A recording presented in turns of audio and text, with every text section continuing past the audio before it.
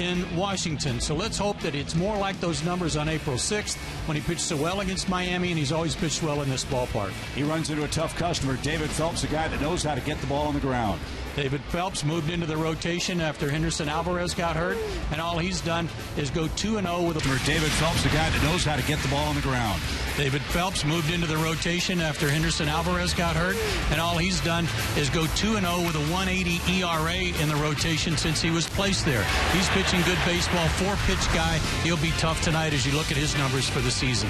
No homers allowed for David Phelps. Remarkable work in rotation for the Marlins. When we come back, Jen Hildreth will join us. It's always a challenge playing in Marlins Park.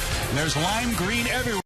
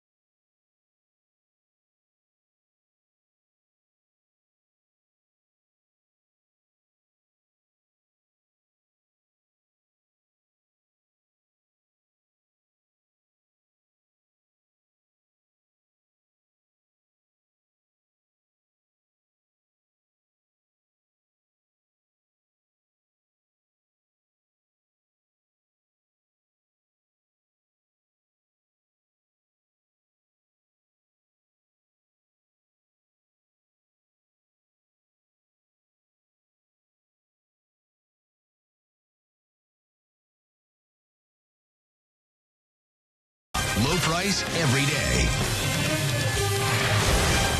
Braves fans should have fond memories of Marlins Park as the Braves swept the Fish here to open the season and are 4-2 against Miami this season. Now, this is a very unique ballpark here in Miami, and one of the more unique aspects is this home run sculpture out here in left center field. Now, every ballpark has its own special set of ground rules, and Freddie Gonzalez told me before the game that before the first game of each series, both teams' managers meet and they go over those rules. Well, that was a good thing. You may remember last September, Evan Gattis smacked a ball that went off the padding above the yellow line, but below the sculpture. It was originally ruled a triple, but changed to a home run. Wound up being the game winner in the 10th inning, so good thing. Everybody got that rule right.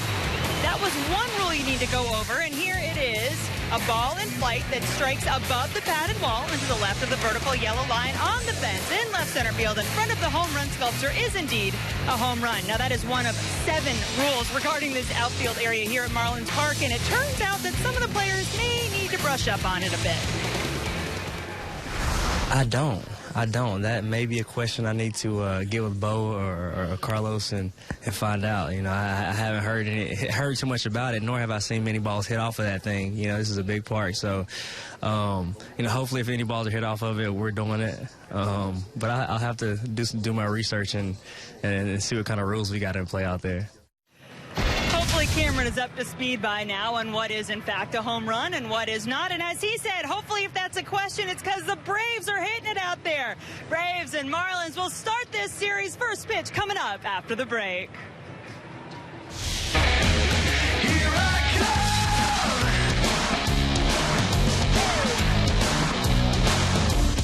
Here I come. Yeah. Here I come.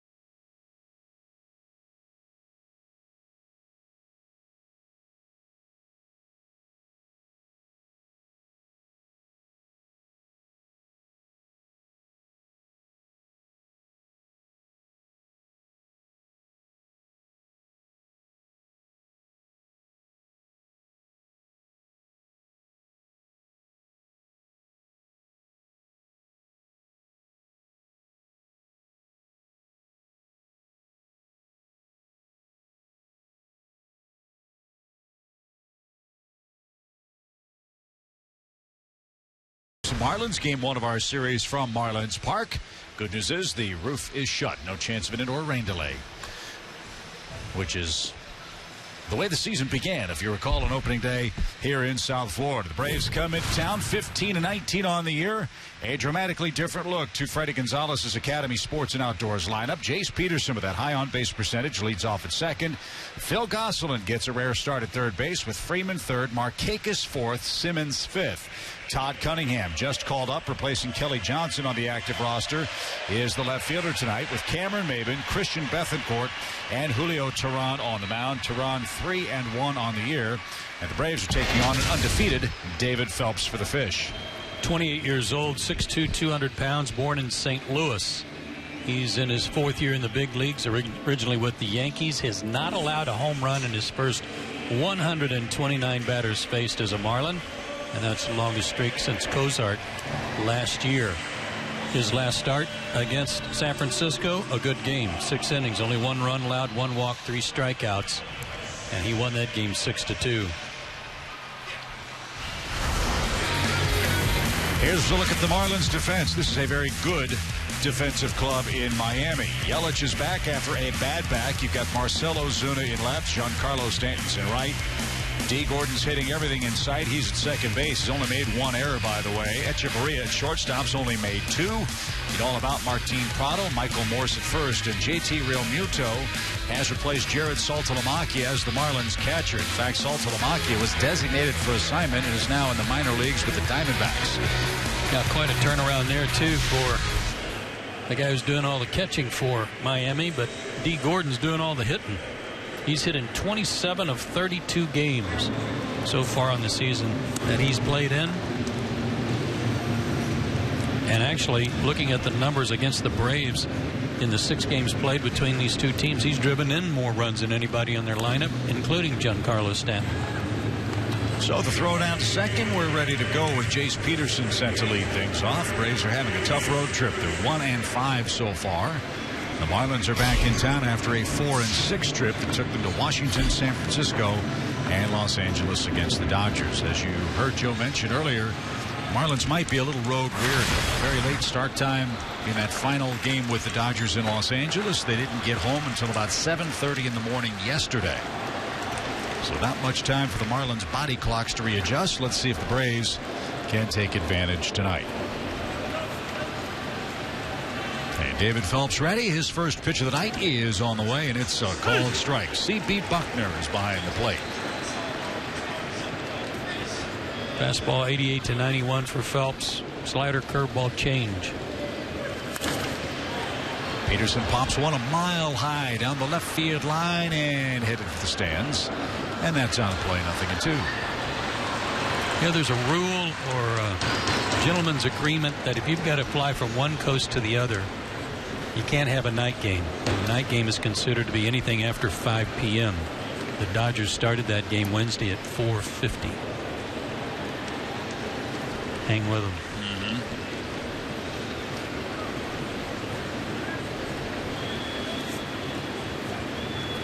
Jace hits first tonight. He's got a hit in 13 of the last 16 games. Not this time. He's punched out. Called third strike. One away for Phil Gosselin. Like a fastball, may have been a two-seamer. No, it was right there. Right down Broadway.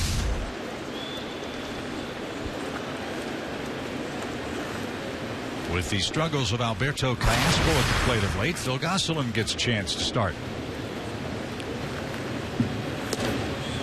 And a quick strike. Braves are hoping for better luck offensively tonight than they did in Cincinnati.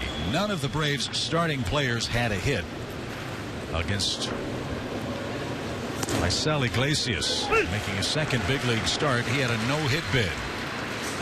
Eric Young and Pedro Siriaco were the only Braves with hits in the game, and they were pinch hits. And a ground ball past Morrison into the right field corner. Gosselin around first. He'll slam on the brakes as Stanton got to it quickly. And Phil Gosselin does what he does. Puts it in play, and he's rewarded with a one-out hit. Well, it bothered me to see him take two fastballs right there after Peterson had taken a fastball down the middle. But as they said about Gosselin in Cincinnati, we figured him out. He just waits for a good fastball to hit the other way and then hits it hard. That'll bring up Freddie Freeman. Since he has moved to the number 3 spot in the batting order, he has been roasting hot. Freeman's a .400 hitter since April 25th. All this year, .323.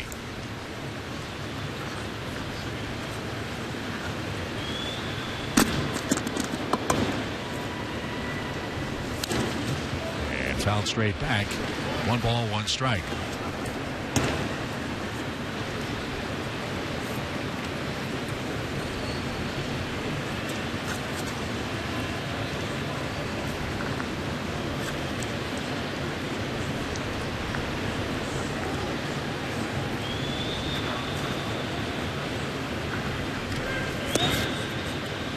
That's downstairs.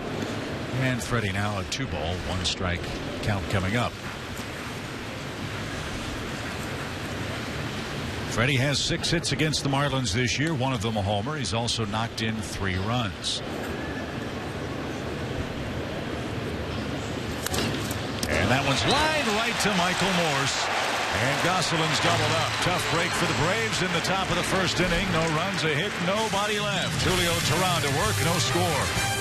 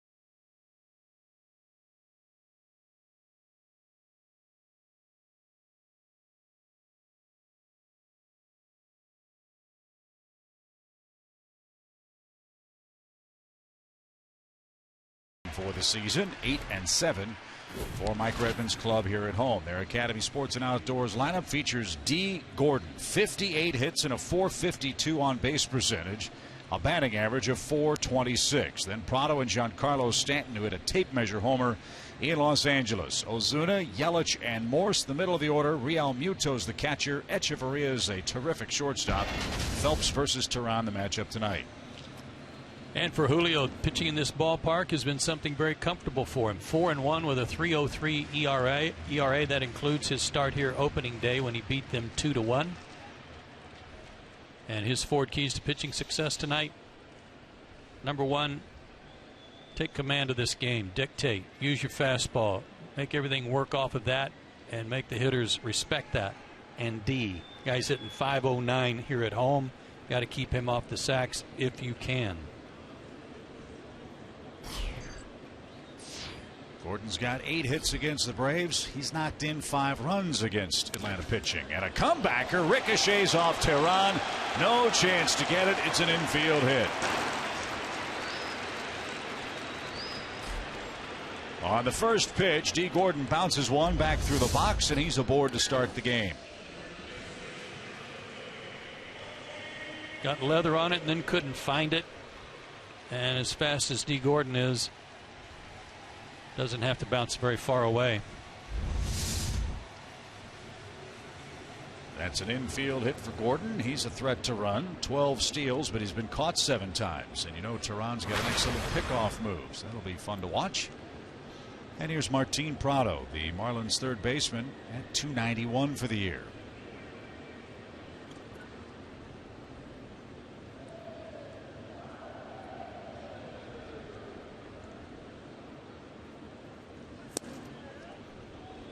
This was a move we talked about when we first saw the Marlins. Instead of hitting behind Giancarlo Stanton, Martin's a perfect number 2 hitter for the Fish. Yeah, and as soon as they did that, they went on a 5-game winning streak. We talked about those numbers in the pregame show about how they've gone 13-8 their last 21.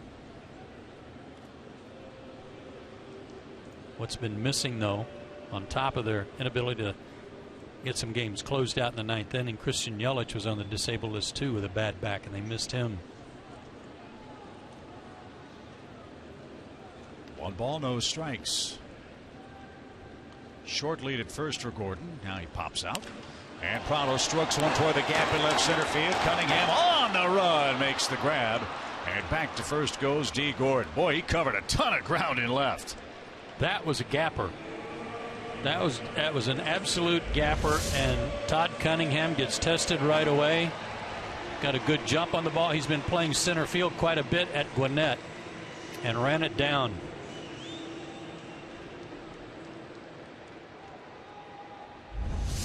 That catch saved a run. So 1 on, 1 out for Giancarlo Stanton. The Marlins slugger at .250 with 8 home runs.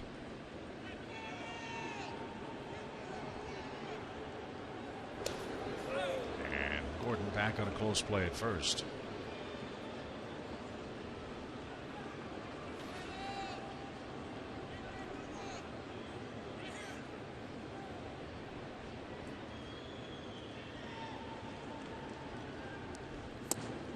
That's off the plate. 1 ball, no strikes. Say Stanton had himself an eventful trip to Dodger Stadium, didn't he? Yeah, he did, but he didn't have especially good road trip. I mean, as impressive as that home run was he hit off the Dodgers, he was 7 for 36 on the road trip. 2 of those were homers, including this one that he hit out of the ballpark over the pavilion. That's amazing. It's only been done 5 times at Dodger Stadium, and Scott Van Slyke just turned and admired it. 1 ball, no strikes. But for all the home run hitting prowess that Giancarlo Stanton possesses and the tape measure shots he's hit, he's not done much damage against the Braves. Atlanta's really had his number.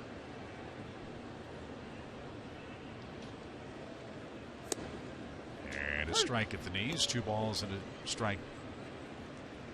Here's what he's done over the last 18 games. Not much there, including no homers. And just a .217 mark career-wise. That one got away from Freddie Freeman. And D. Gordon will slide into second safely.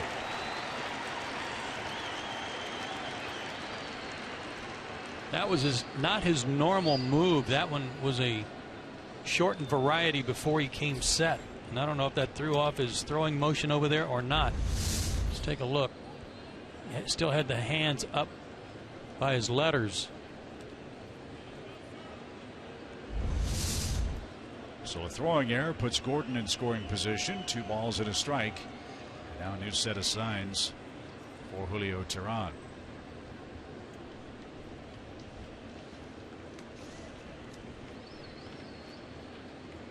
Gordon scored 20 runs, second only to Stanton on the Miami club. And he's got a big lead at second here with 1 out. And off the plate, 3-1. Braves have only made 19 errors this year. 4 by pitchers.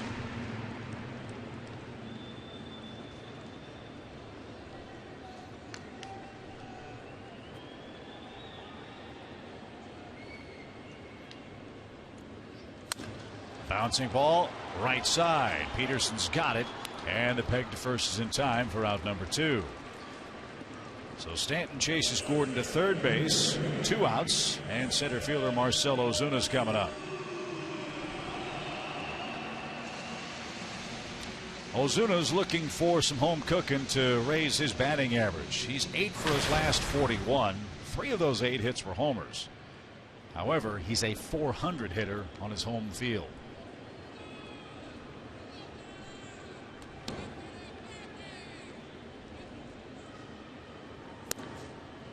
And outside, 1 ball, no strikes. He too had a rough road trip. Hit 195, but of his hits, 3 were homers.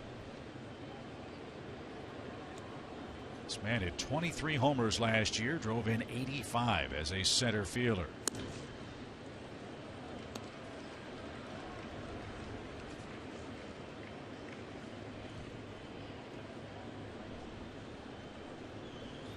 Those 3 homers he hit on the road trip were his first of the year. 2 balls, no strikes.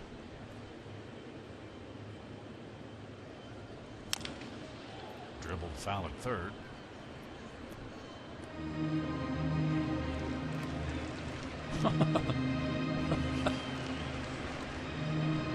D. Gordon's got all that gear on his hand and arm, so he had to throw it left-handed into the stands. He's getting a lot of heat from his dugout because of the way it looked. 2 balls and a strike.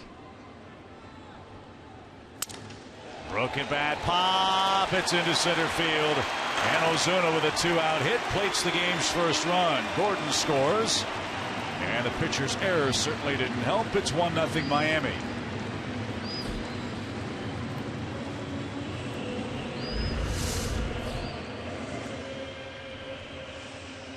Fastball, high fastball, tried to ride it in on him. Fought it off, didn't hit it hard, but it worked. And it's just D. Gordon at his finest. Infield hit, drew an error, wound up coming around to score. So Miami strikes first. Here's Christian Yelich. He came off the disabled list on May 8th. He was out with a bad back. And that back was problematic for him all the way back in that series in Atlanta. And you can see the numbers as a result. He's far better than a 182 hitter.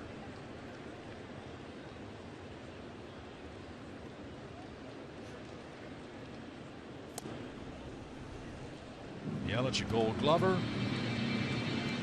Hit 284 last year. Hit 9 homers. Drove in 54. Yeah, But he's right. He hits up in the lineup. Hate to see a young player like him with a bad back. Something that might be problematic for a while.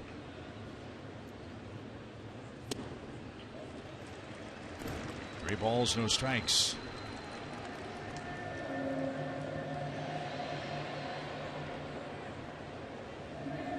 Braves swept the Marlins here in the season opening series, beat them 2-1, 12-2, and then 2-0. Then dropped 2 out of 3 in Atlanta in mid-April. 4-2 series lead for the Braves. And there's a strike. It's 3-1. Yeah, but since that 3-game sweep, the Braves have gone 4-11 on the road.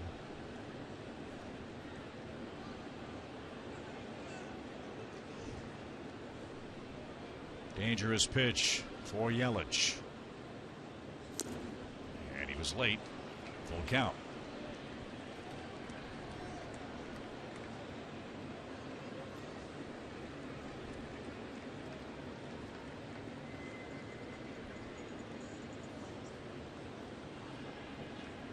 Ozuna will be off to the races. There he goes. The pitch is bounced into the Marlins dugout.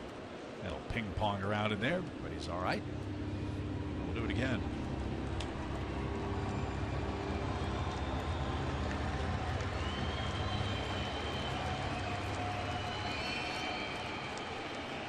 That was not a Christian Yelich type swing.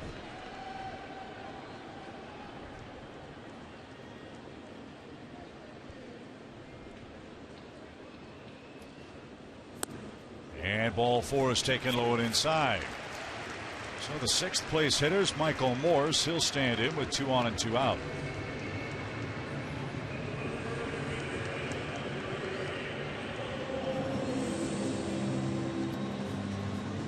Marlins brought in Michael Morse to protect Giancarlo Stanton in the middle of this order. Hasn't worked out that way yet. Morse just 2 homers and 9 runs batted in after 35 games.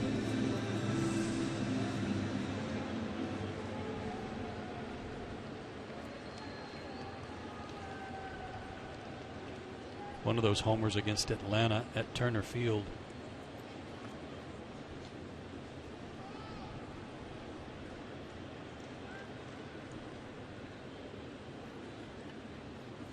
Swing and a miss. He's hit one of the longest home runs I remember seeing when he was with the Nationals against the Braves at Nats Park, out toward that red zone restaurant, whatever they call that, in left center field. I mean, he's got power to hit it over the sailfish on that home run sculpture in left field.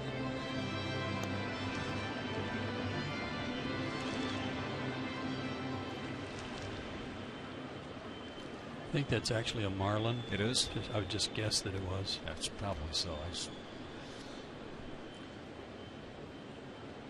One ball, 1 strike. You're doing your homework. That sculpture must be growing on you after all these games. No, actually, I just was using the power of deduction here since they're called the Miami Marlins. Well, you know, I meant to say billfish, but you know what I mean. Whatever it is, it's certainly colorful. We hope we don't see it in action in this series. The thing lights up like a pinball machine when they homer. And that's high. 2 balls, 2 strikes.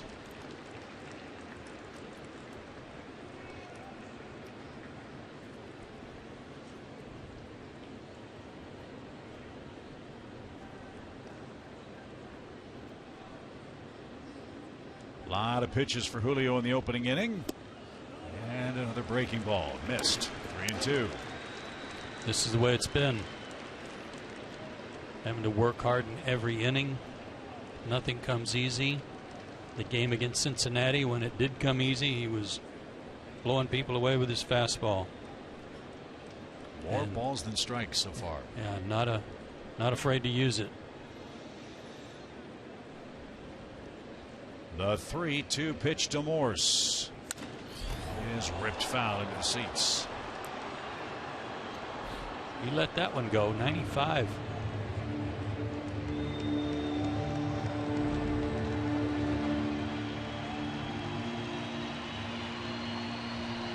Morse had a good road trip. He's one of the guys in their lineup that had a good trip, hitting .320.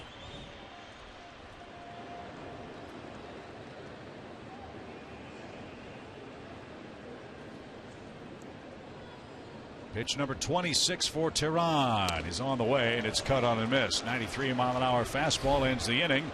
But the Marlins have struck first. When we come back, Nick Markakis leads off the Atlanta second. Miami has an early lead, 1-0.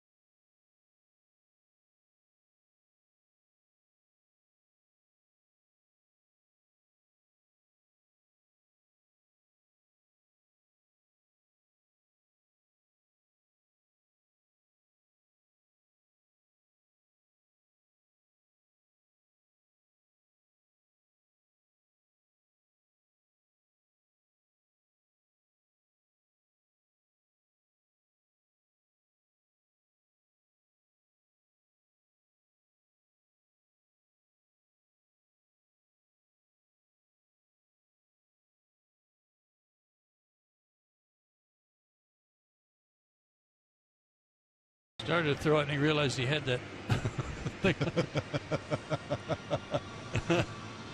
He had that pad on his right hand, couldn't throw it, so here you go. You can tell he is not left-handed with his dugout was all over him. But another hit for him that gives him 59 for the season. And he's scored his 21st run. So let's see if the Braves can get after David Phelps with the middle of their order. Markakis, Simmons, and Todd Cunningham, who's just up from AAA Gwinnett.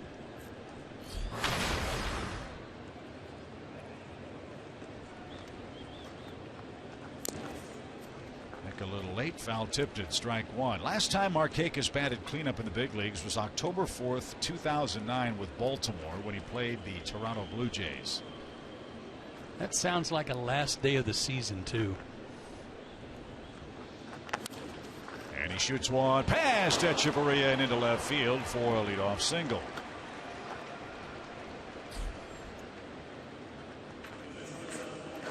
So Markakis has 7 hits against the Fish this year, and he's aboard for Simmons. Tried a backdoor breaking ball, and hard to get one by Echeverria like it is to get one past Simmons, but that one was just right.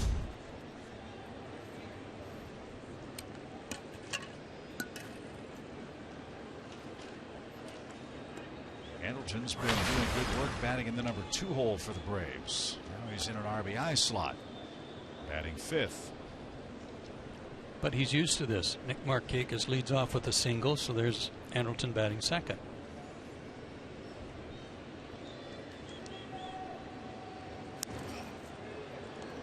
Moved to the 2 hole for the Braves on April 25th.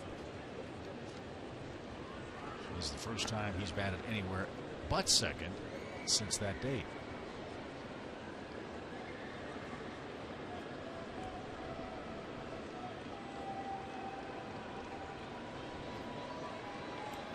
Braves have seen Phelps this year, but that was in relief. This one's off the end of the bat, right at the first base bag, and just foul.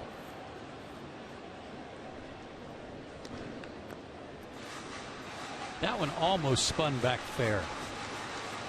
Another 2 or 3 feet, and it's probably back in fair territory.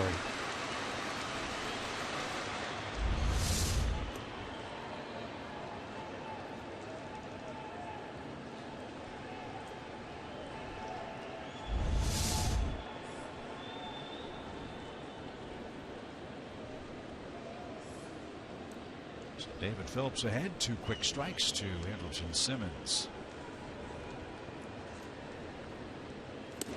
Strike 3 inside corner, a fastball.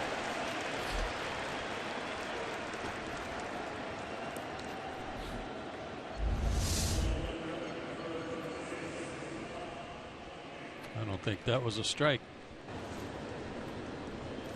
I'm not the one that's calling them. So Todd Cunningham making his first major league start. Already made a terrific running catch, and he shoots one over short on the first pitch he sees. Markakis will round second and stop there. So 2 hits for the Braves in the inning, first and second for Cameron Maybin now. Cunningham was hitting .286, 5 doubles, 11 RBIs. He didn't let a fastball go by. He jumped on that first pitch fastball. Good swing, left center. Todd had 2 big league hits with the Braves in 2013. Spent all last year in Gwinnett.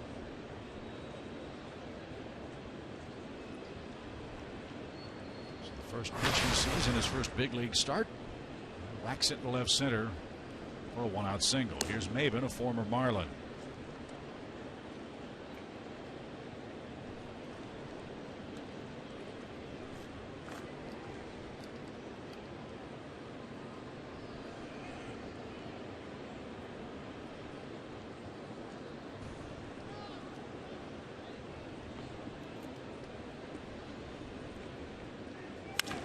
Ground ball deep short. Echeverria, tricky hop, can't handle it. All hands are safe.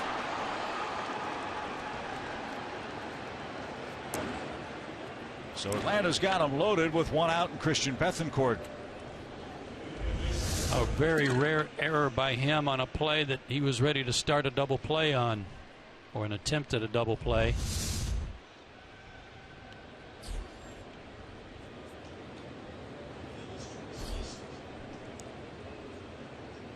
It's only the 12th error committed by the Marlins this year, and only the 3rd for Echeverria. And a chance for a big inning for the Braves with Bethancourt up there.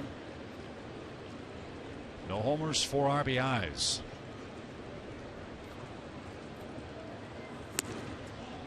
One.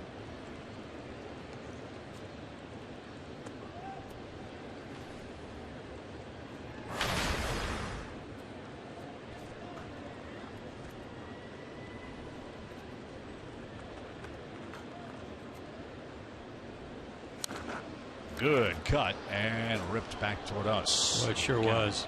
And you want him to be aggressive here with the pitcher on deck and 1 out. At the very least, get something he can hit to the outfield and tie the game up.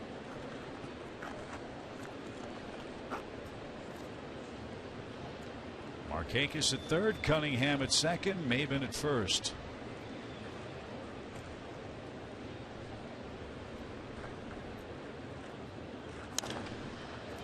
Down the right field line, that's slicing away from Stanton and into the seats.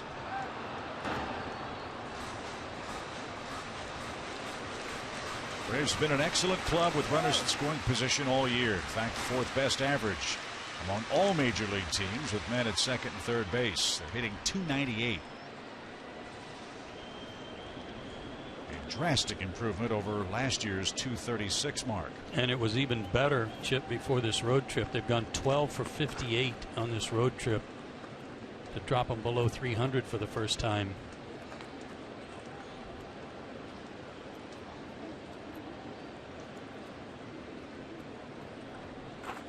Braves left 27 men on base in Cincinnati and dropped 2 out of 3 to the Reds. The pitch didn't mean to swing.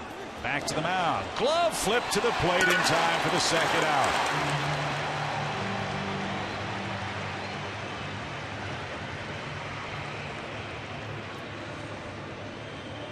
So Phelps helps himself. Markakis forced to the plate.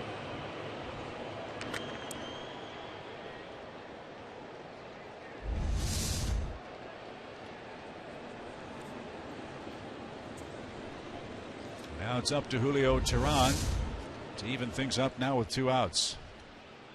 Looked like a cutter almost, but I'm guessing it was a fastball. Certainly had some good movement. That's kind of what tied him up and caused the check swing.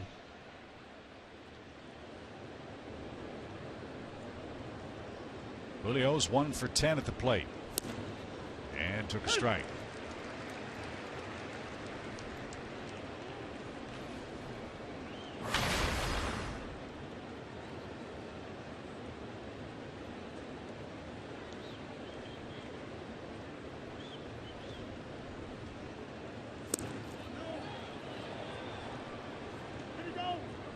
No swing.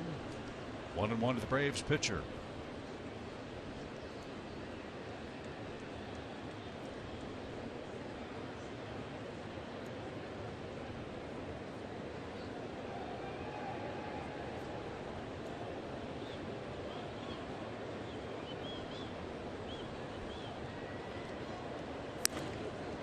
Nowhere near. 2 balls and a strike.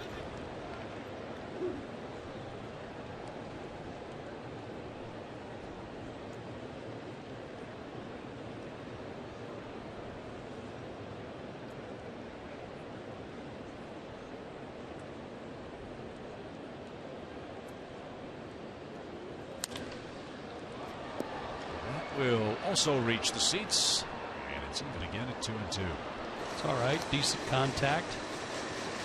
Julio's got a hit. He just needs his first RBI.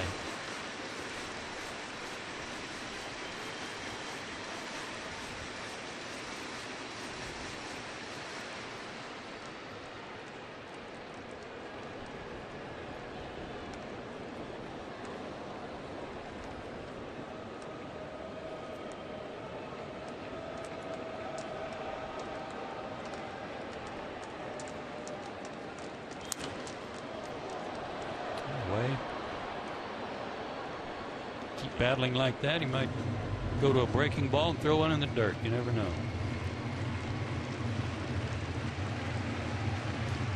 A few extra pitches here for Phelps.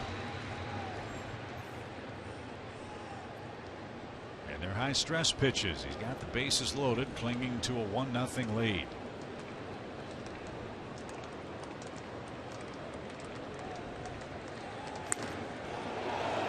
Just outside. Now the runners will be off to the races with a full count.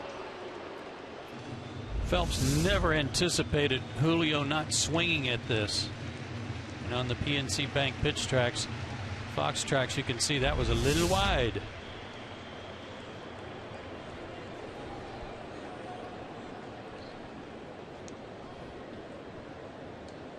Cunningham, Maben, and Bethancourt are running. The pitch lined over first, and that's foul. Now to play. And now Real Muto and Phelps want to talk strategy. Well, everything's been away from him. I mean, that's ball 4. That would have pushed a run across. But everything has been away, away, away. Let's see if that chat they just had was about a challenging strike inner third.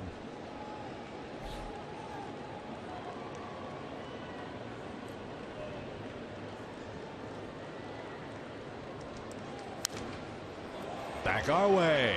It's a great battle by Tehran.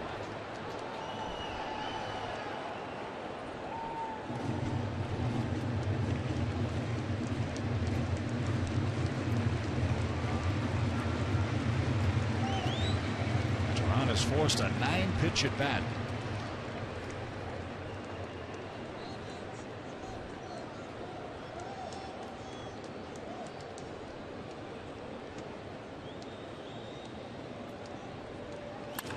Off the middle, a base hit. Cunningham scores. Maben comes to the plate. Throw to third, not in time.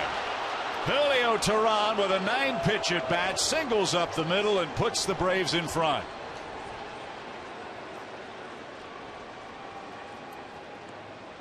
And the Braves cash in an error. One of the best at bats of the year. And it was a fastball up and over the inner third.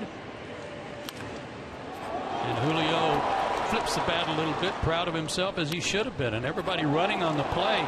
Even Bethancourt at first base goes first to third, made a nifty slide at third base, and just avoided the tag.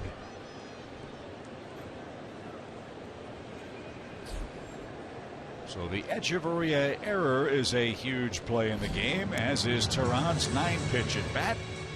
His second hit of the season gives himself a lead.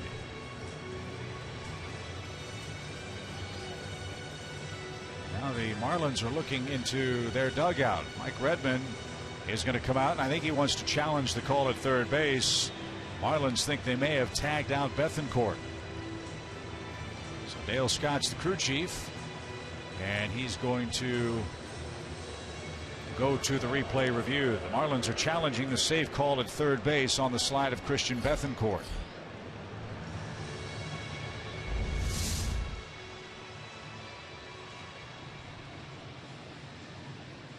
Like he slid right by him because Martin reached back to try to tag him again.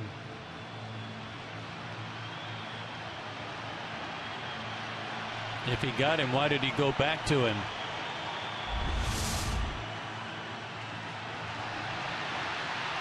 The crowd is seeing the replay that shows the front of Bethancourt's jersey. That angle shows what looks to be a clear tag, but I'm with you. If Prado was sure, there's no need to go back right there.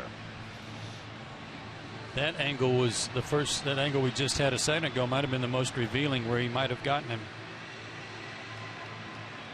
And the call is going to be overturned. So the runs will score. Bethancourt is out on the play at third base, and that's how the Braves' second inning comes to a close. The call is overturned. Tehran's 2-run scoring hit makes it 2-1 Braves in the second.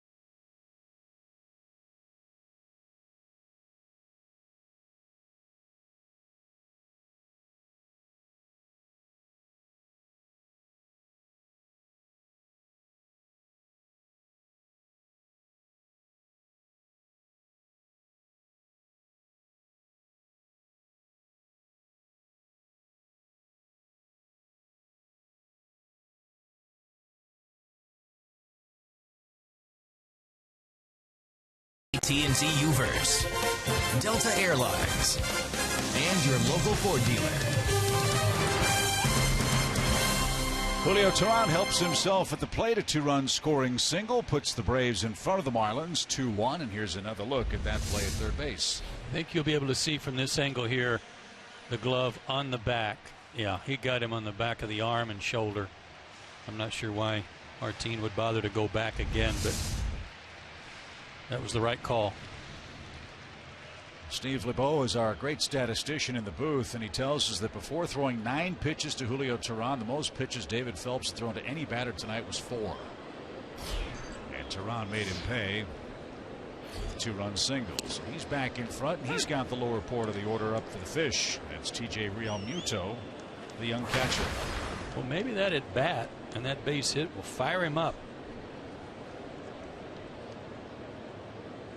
Realmuto called up April 13th. He's knocked in 6 runs. He's an Oklahoma kid, and the Marlins have raved about his leadership skills in the minor leagues. They really think he's got a chance to be a special player here.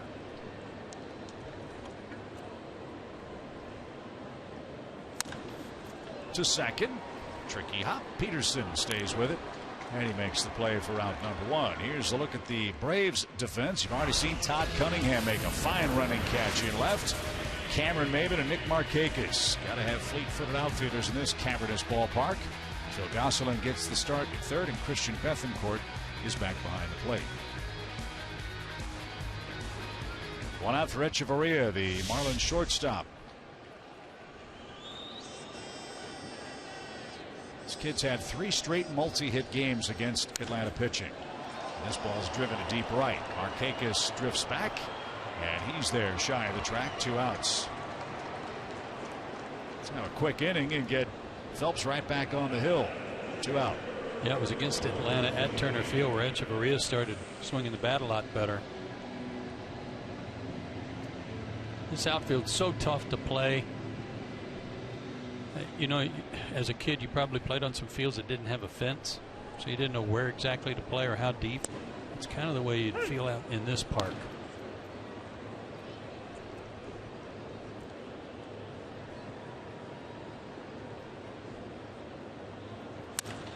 Bouncing ball up the middle, and Phelps gets even with Teheran. He's got a single up the middle.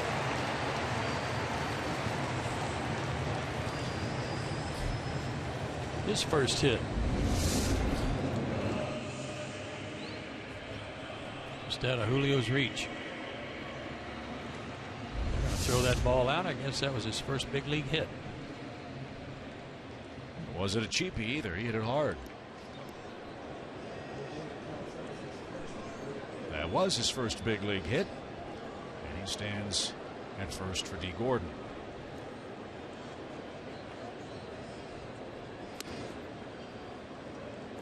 Had the Dodgers known that D. Gordon was going to do what he's doing for the Marlins, it's doubtful they would have traded him. But they've got Howie Kendrick to play second base now, and the Marlins have a terrific leadoff man and a man that's played great defensively at second base. 59 hits, including a first inning single tonight. This is Gordon's 33rd game for Miami.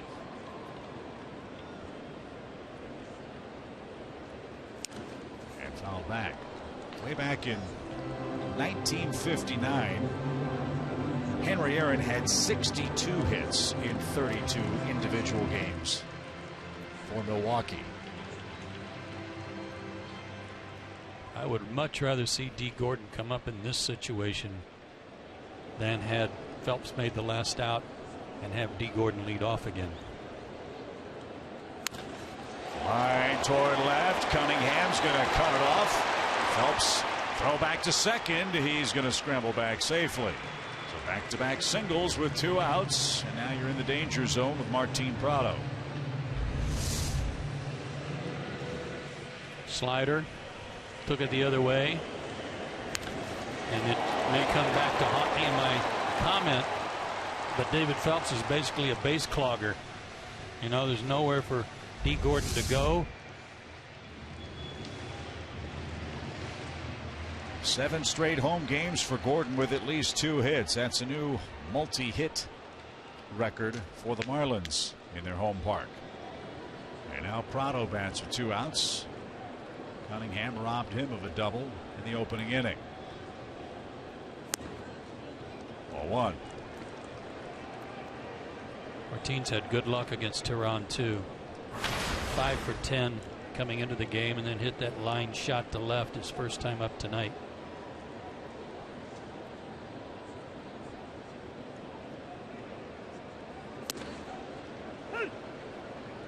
One ball, 1 strike.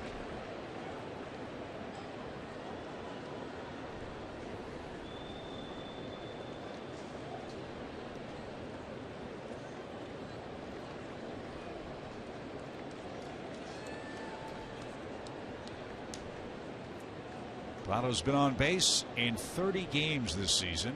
That does not include games where he's reached on an opposing error.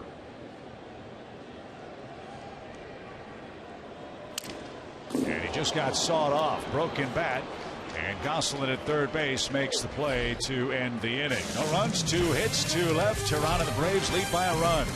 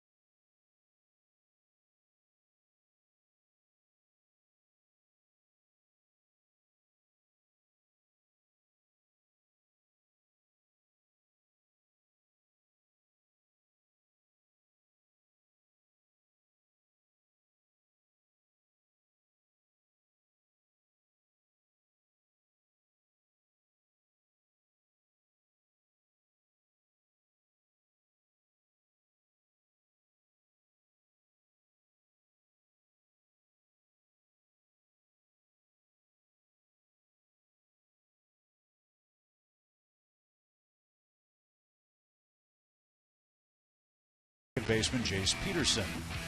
Last 9 games, high batting average, very high on base percentage. Struck out his first time up tonight, but the fact that he's been getting on base at the top of the order now, he should be able to do a lot of damage if he can get on in front of those guys. And Freddie Gonzalez shuffled his lineup once again with the loss of Kelly Johnson to the disabled list. He injured his oblique a couple of days ago in Cincinnati, and that's a real tough loss for the Braves to swallow because Kelly was playing so well for the ball club. Led the club in homers, was tied for the RBI lead with 18. He played multiple positions, and so now you just have to suck it up and wait for that oblique to heal and hope that Gosselin and Siriaco and Callaspo can hold down the fort at third base. No, I hate it for Kelly. I hate it for him because he was, as you said, playing so well. Had come to camp on a minor league contract, made the team, had a great second half of camp, got off to a tremendous start, was on a good roll, and gets waylaid here.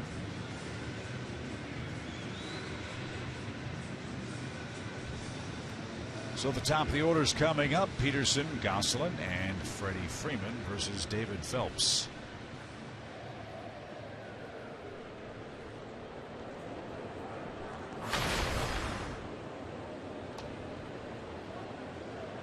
Peterson took a fastball down the middle for a called third strike to start the game. And it's a breaking ball this time, strike one.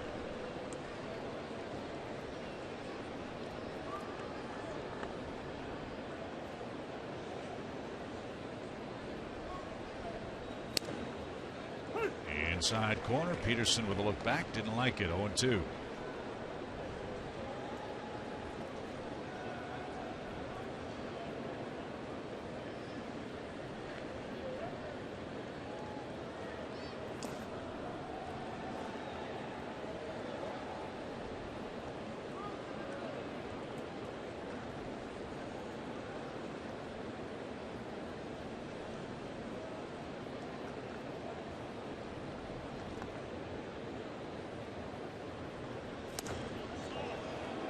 Missed the outside corner.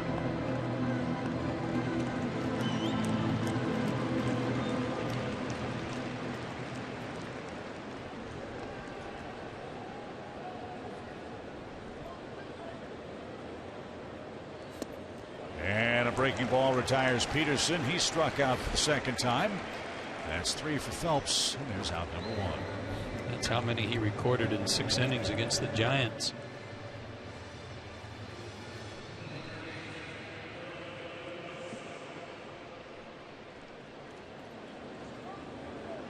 Phil Gosselin with an opposite field hit back in the first inning, just past the glove of Michael Morse down the first base line.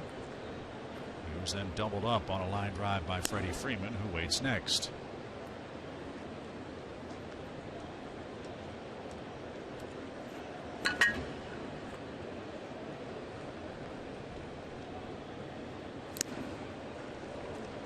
One ball, one strike.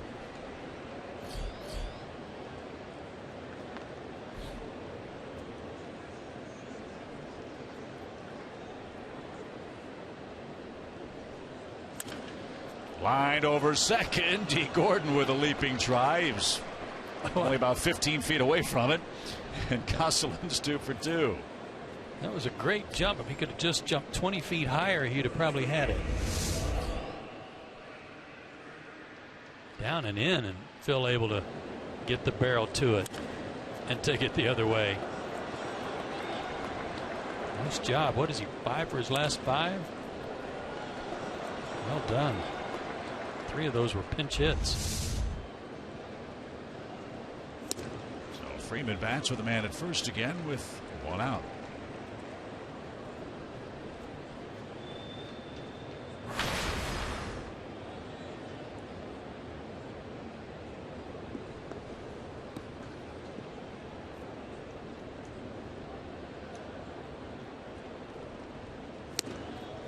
That missed inside. Braves are in an interesting stretch of scheduling, beginning with May 7th, in the stretch of 3 off days in a 12-day period. Braves will have 3 off days from May 19th until June 30th. Goodness.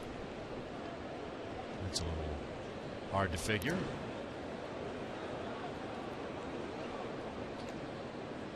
Braves are home with Tampa Bay on Tuesday, then 4 with Milwaukee, and then we hit the road. We go to Los Angeles, San Francisco for 4 games, and then 3 against the Diamondbacks. Well, maybe with the commissioner's thoughts on shortening the schedule, maybe somehow, some way that will also play into more regular off-day scheduling as well.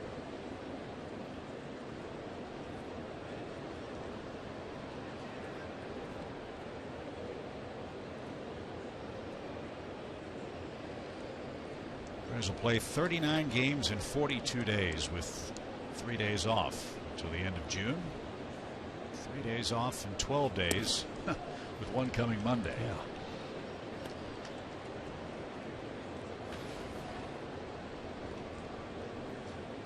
Three balls and a strike for Freeman.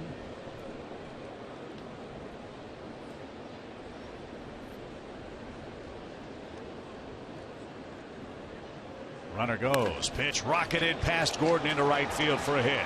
Gosselin on his way to third base. And the Braves have him first and third with 1 out.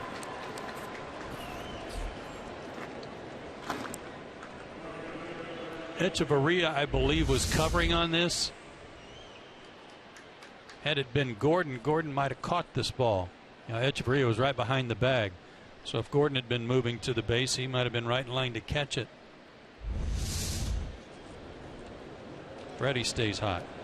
2 hard hit balls already tonight. So that'll bring up Nick Markakis, moved to the cleanup spot for the Braves. He's our Georgia lottery hitting the jackpot feature.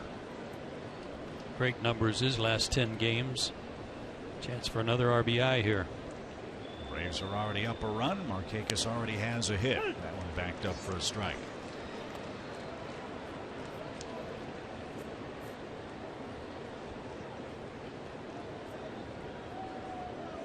Gosselin 2 for 2. Freeman 1 for 2. Markakis hoping for RBI number 11. Well, that was inside, even count.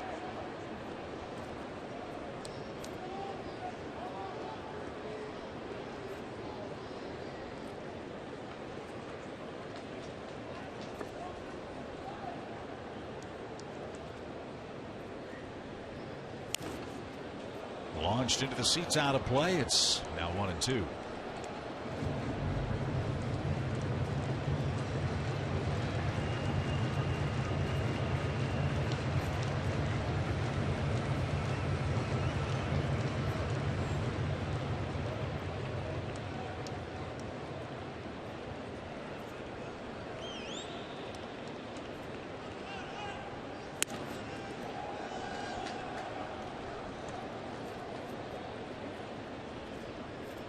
Are forcing Phelps to throw a lot of pitches. He's up to 48 now. Yeah, and if his pattern follows suit here, that was a fastball in, made Nick move back as he did against Jace Peterson. It would probably be followed with a breaking ball. Now he threw down and into Jace, but he might try to backdoor Nick, something to the outside corner.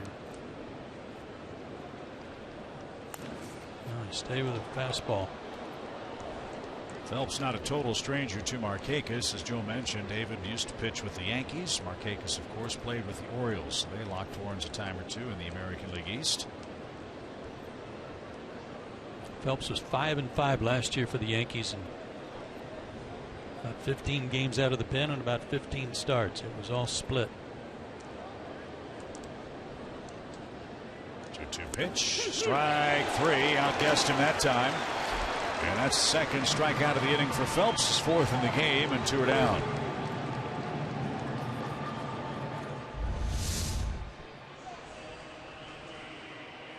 That's a cutter. That's a little cutter that looks like it's going to start off the plate and come back. I don't know how anybody with the Yankees ever learned how to throw a cutter. I was just going to say, if you don't know how to throw it, they take away your Yankee membership card. Here's Simmons. He struck out looking back in the second inning and takes outside, 1 ball, no strikes. Mariano Rivera, of course, the man that perfected the cutter. The pitch he discovered by accident, just playing catch in the outfield. And he's going to ride that pitch into the Hall of Fame. Fly ball center. Ozuna should track it down. He's under it and has it. And the side is retired. 2 hits, 2 left for the Braves in the third inning. Giancarlo Stanton leads off for the Fish.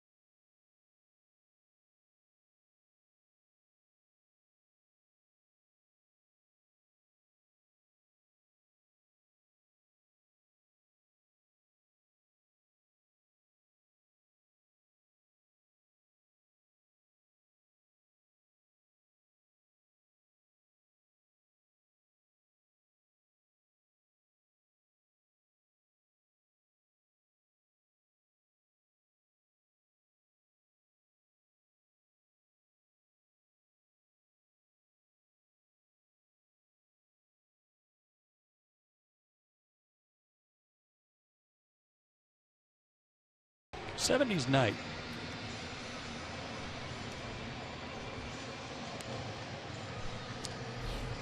Time for AT&T Uber's trivia question tonight.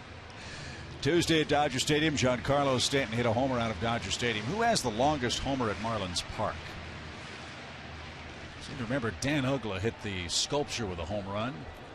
This guy hit one over the Budweiser sign out there in left center. Yeah, he did. Wonder if that was the longest homer hit.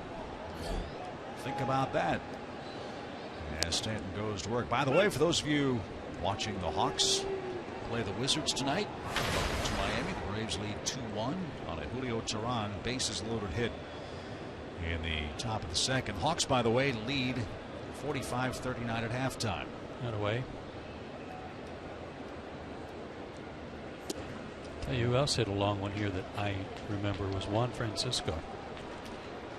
To straightaway center. Yeah, it was that 502 section. I believe so.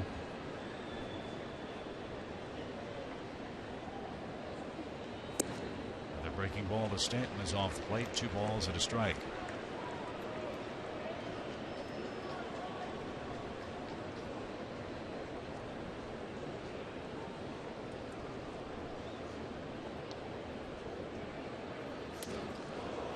That buzzed the tower inside. 3-1. But it hit him.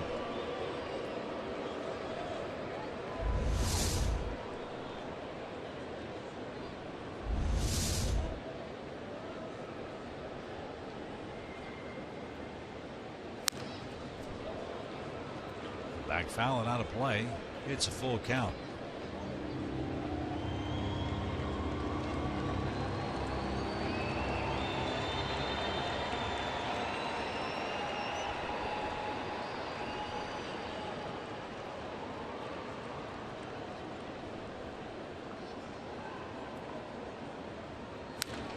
Back toward us and out of reach.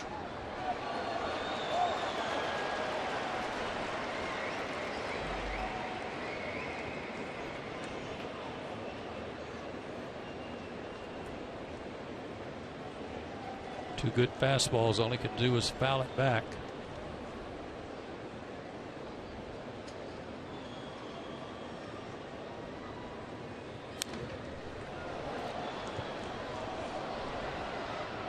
Out at 92 and straight back.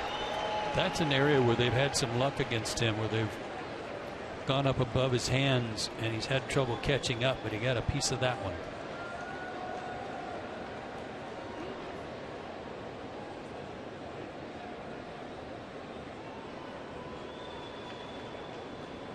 Another 3-2.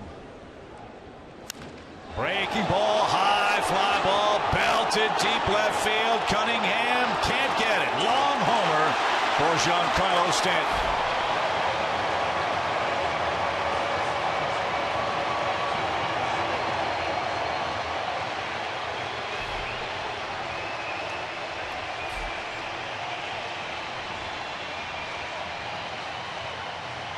Stanton hits his 9th. Teheran allows his 9th, and we're tied at 2.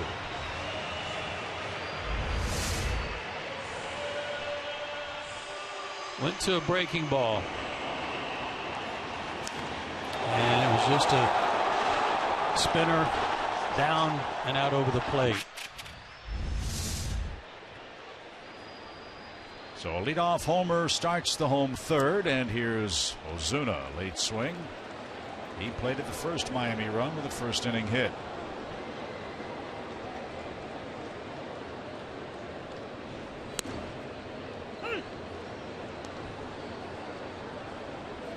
He's got this nice crowd buzzing in Miami.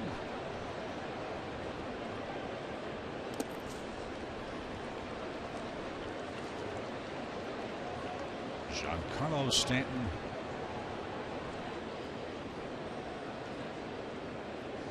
Long home run, his first homer against the Braves in 19 games. Bouncing ball toward Freeman at first. He'll flip to Teheran. Easy play, 1 out.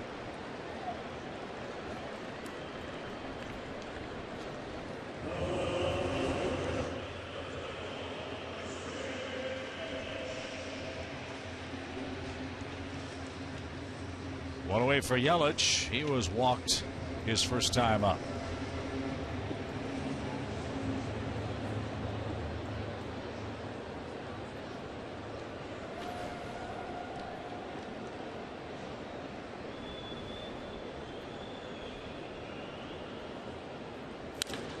Up the middle. Simmons can't get that. Yelich has a hit.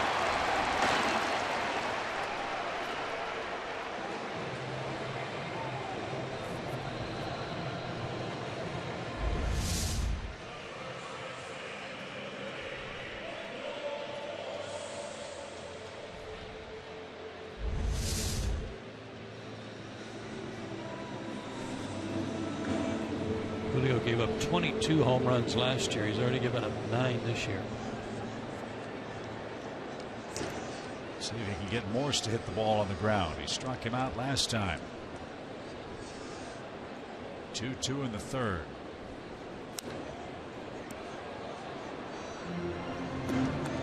There are not many late swings by the Marlins in this game against Tehran. There really haven't been that many swings and misses either. Julio's only struck out one batter. And a lot of pitchers are getting fouled straight back to the screen or over the screen.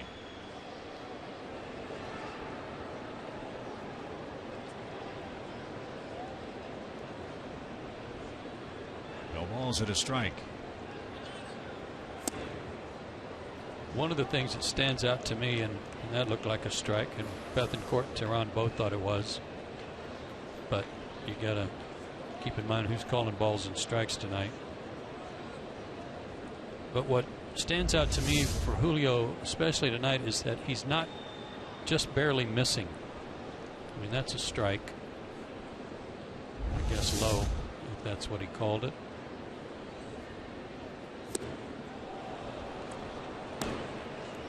His strikes that he's throwing are good strikes to hit.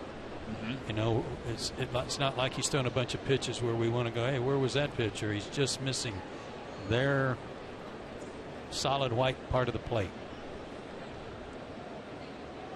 1 ball, 2 strikes. I know for years the Braves have always preached the ability to command the strike zone with a down and away fastball strike. To your point, we haven't seen many of those either called or that spot hit by Tehran tonight.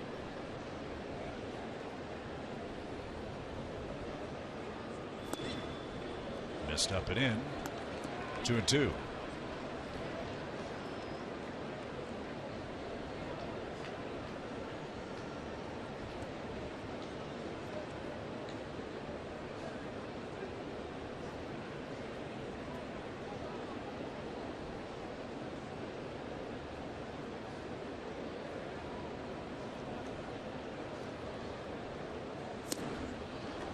Morse didn't get it. He's down on strikes. There's a good pitch. And Tehran struck out Morse both times he's been to the plate tonight. 2 out.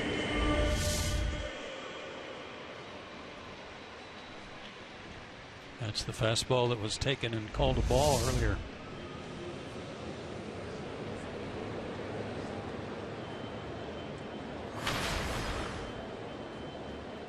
TJ Realmuto is the Marlins catcher.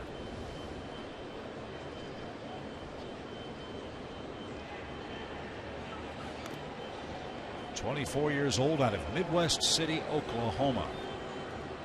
Got into 11 games with Miami last year, hit .241.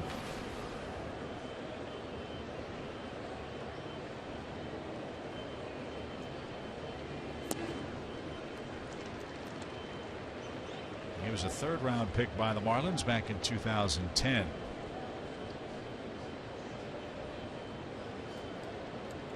And made the jump from Double-A to the big leagues last year. Hit .299 at Jacksonville.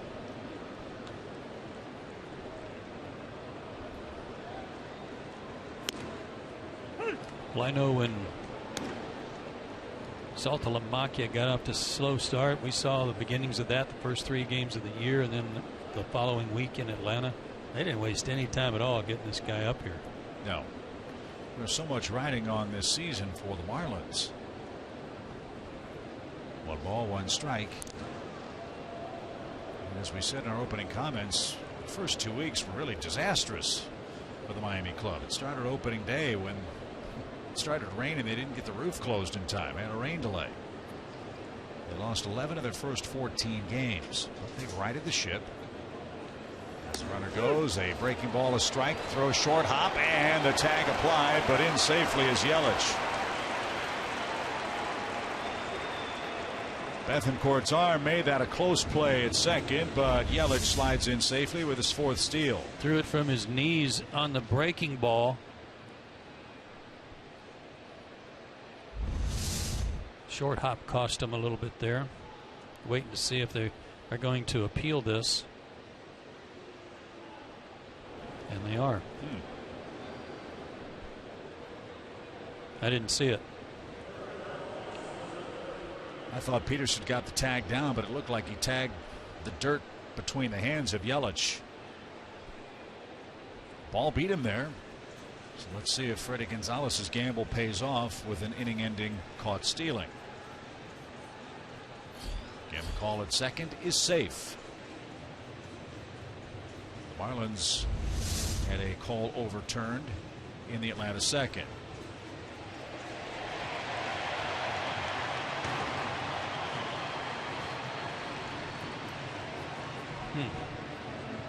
Tag was up around the collarbone, but I couldn't tell if the hand was on the base by then or not. Guy's got long arms. They may have gotten him because his hands still, as he's sliding, his fingers are still up, pointed straight up by the time the tag was applied.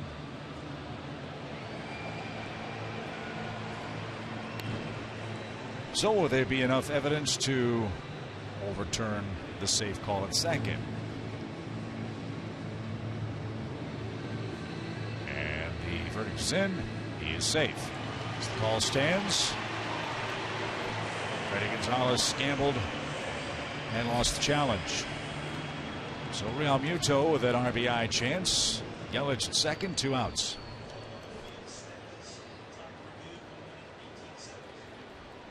A minute 18 seconds on that replay review. Kudos to baseball. The reviews have been a lot crisper in 2015.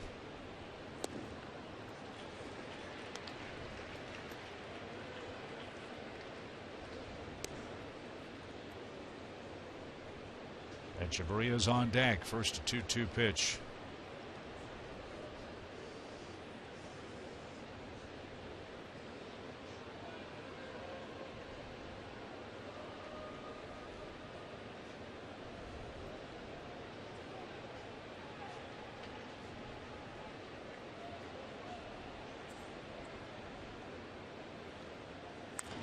Breaking ball, line to second, and caught by Jace Peterson, and that retires the side. Giancarlo Stanton led off the inning with his 9th home run. That was a solo shot, and as we head to the 4th, it's the Braves 2, the Marlins 2.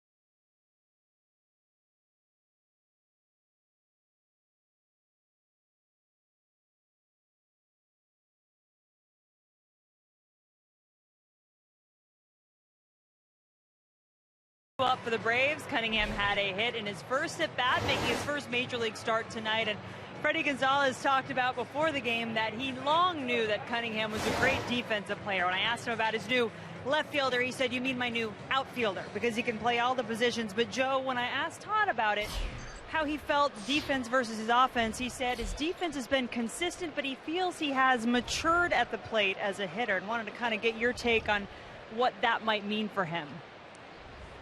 Confidence, I think, more than anything, Jen, just feeling like you can handle any situation, pitches, you read pitches better.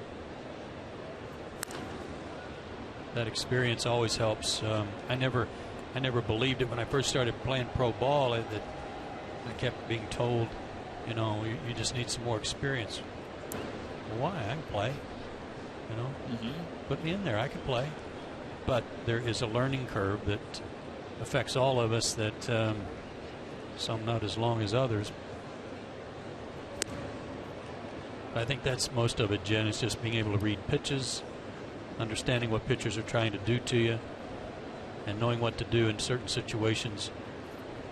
If there's one thing about Cunningham that I would say it's not a drawback, it's just that he doesn't have any power. He had 8 home runs last year playing every day at Gwinnett, and that's twice as many as he hit in any one season. So the power side of it, he's a singles hitting machine.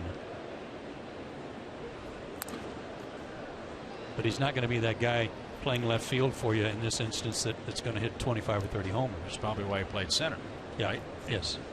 He's steal a bunch of bases. Right. And he played anywhere in the outfield defensively. But yeah. when you look at a National League ball club, power comes left field, right field, first base, third base usually. And he's in left tonight. 2-2 pitch. He is stroked, and a fair ball past Morse. That's headed for the corner. Cunningham around first. He's on his way to second. Stanton had some trouble in the corner, but gets to it now. And Todd Cunningham in his first big league start is 2 for 2. He can run. I mean to tell you, he got second in a heartbeat.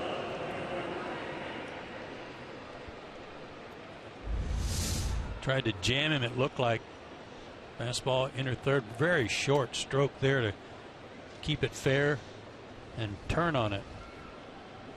So there's an extra base hit. And he's at second to lead off the inning for Cameron Maybin. Braves cashed in an error by the shortstop. Echeverria last time Cameron was up. Tehran followed with a 2-out hit.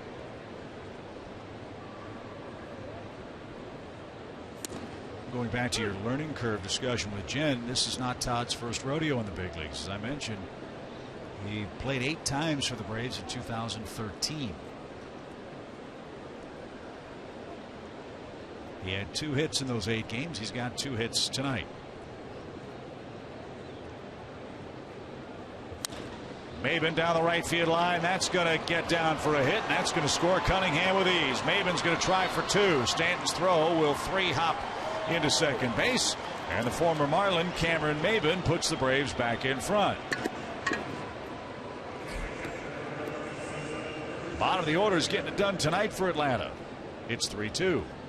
Speaking of doubles, Cameron's had a few doubles on this road trip. Remember the 2 in Cincinnati on pitches that he dropped the barrel on and pulled. This one's out away from him and up,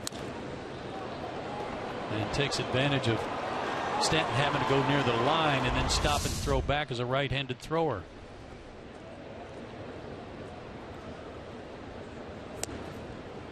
So let's see if Bethancourt can have a productive at bat.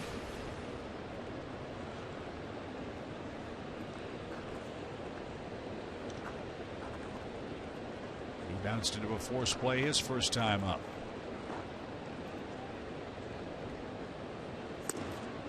Off the plate, ball 2. They had a wild game at Wrigley Field today. The Cubs were leading the Pirates 10-1. Pittsburgh tied that game 10-10. The Cubs finally won it in extra innings 11-10.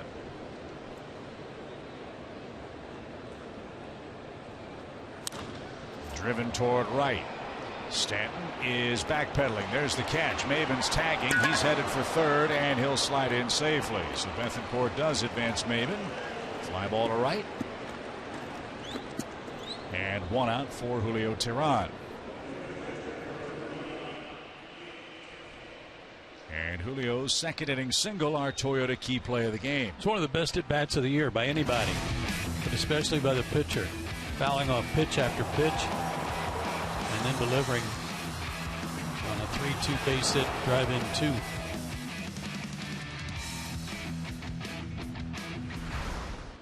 The Marlins made an appeal of Maben tagging up at second base, and the appeal was denied.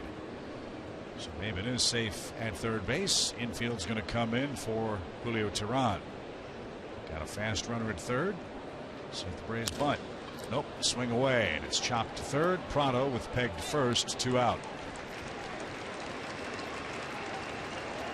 Now the infield can back up. Jace Peterson's the hitter with 2 outs.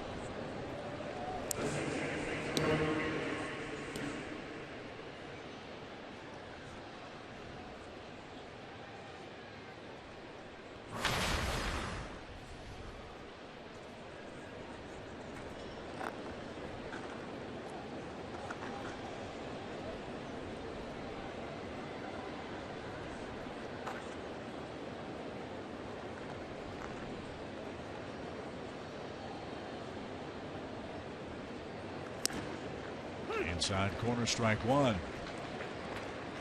Boy, they are pounding that inside third to Jace, and he's taking it every time. Struck out on a breaking ball down and in, but fastball after fastball in there.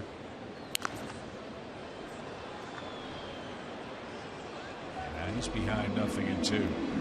Phelps didn't like the location of that pitch. That leaked out over the middle of the plate.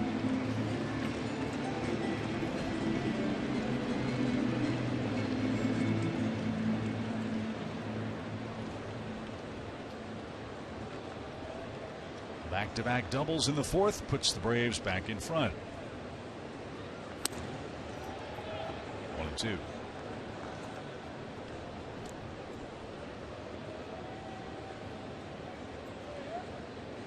Pitches piling up for David Phelps. He's at 67 of them. He's made 4 straight starts of 6 innings or better for Miami. 2-2. And tonight snaps a streak where he's gone 4 straight of 6 or more with 2 or fewer runs allowed. Tonight he's given up 3.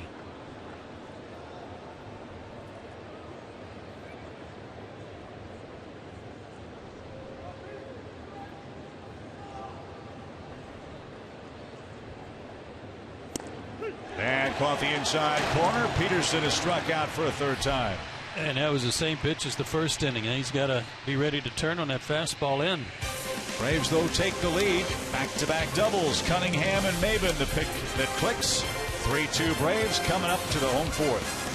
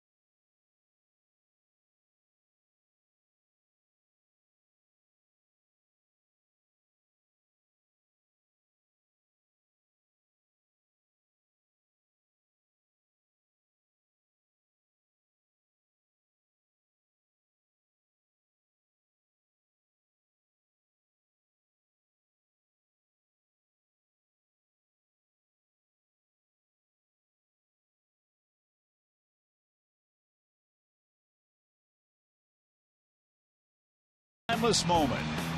It's a special day for Braves fans and our old pal John Smoltz. Happy birthday, Smoltzy. 48 today. And, of course, we always have to show the move that got him in the Hall of Fame right here.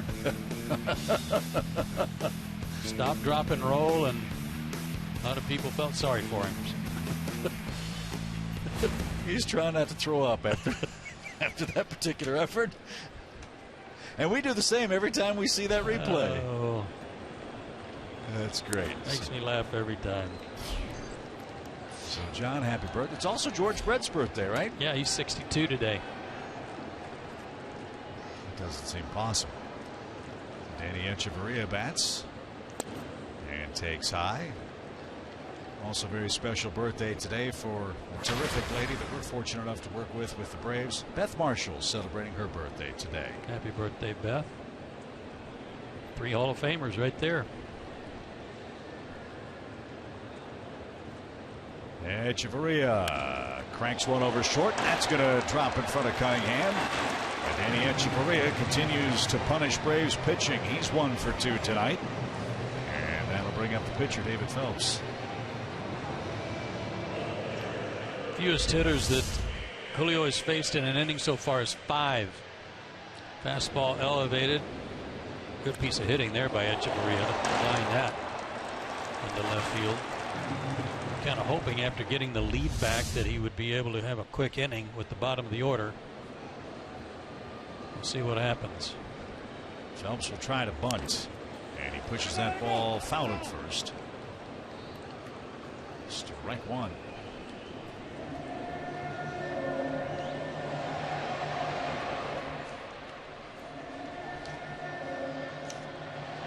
Start of series play tonight. Braves are 1/2 game behind Miami. Marlins are 4 games out of first. The Braves are in 4th place, 4.5 games behind the Mets. Their lead is shrunk to a 1.5 over the Nationals. There's a good bunt, and Tehran will make the play to first, and it's a sacrifice for out number 1. Good bunt. 3rd sacrifice for Phelps. Nationals lost last night in San Diego, an 8-3 score. They had to wait 1 hour and 56 minutes on a rain delay in San Diego before the start of play. Is that right? But even worse news, Doug Fister to the DL, dreaded right forearm tightness. They brought up A.J. Cole from the minor leagues to take his spot in rotation. Here's Gordon. 2 more hits for D tonight. His 18th multi-hit game. That's more than anybody else. And a pickoff play drills Echeverria right in the back.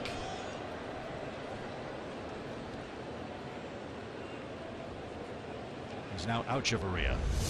Good point. They might have had him too with a good throw.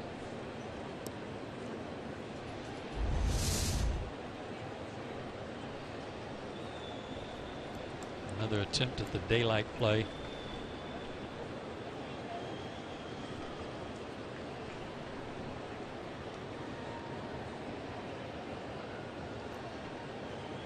Joe mentioned 5 of Gordon's 12 RBIs have come against the Braves. He's got a man in scoring position here.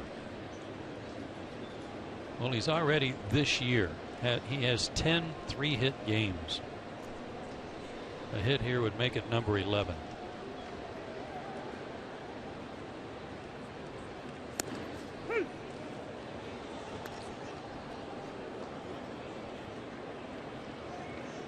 Ten 3-hit games, 3 4-hit games.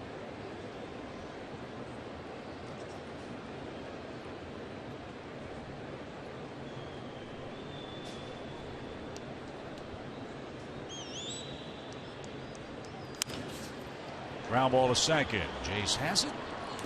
Runner at third, 2 outs.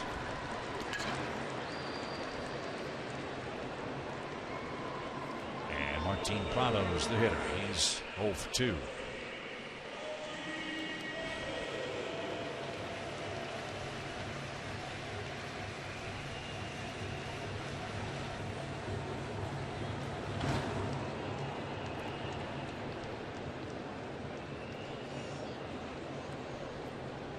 Martin Prado's taken over for Casey McGee as the Miami third baseman. He's now with the Giants. And strike. Martin doesn't often swing at that first pitch. Good idea by Bethancourt and Julio to fire that first pitch fastball in there and get ahead.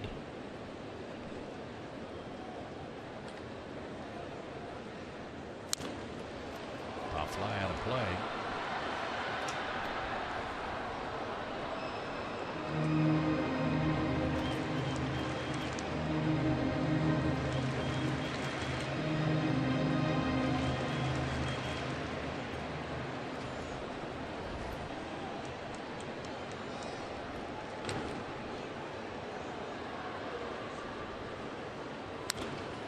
Popped him up, but that's going to drift back over the Braves on deck circle, and he's out of play.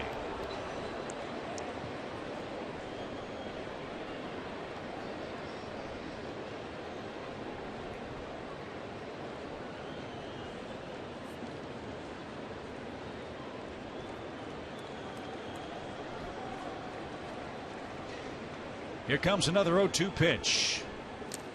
And a good stop by Bethancourt. That was a beauty. Saved a run. He even caught the ball.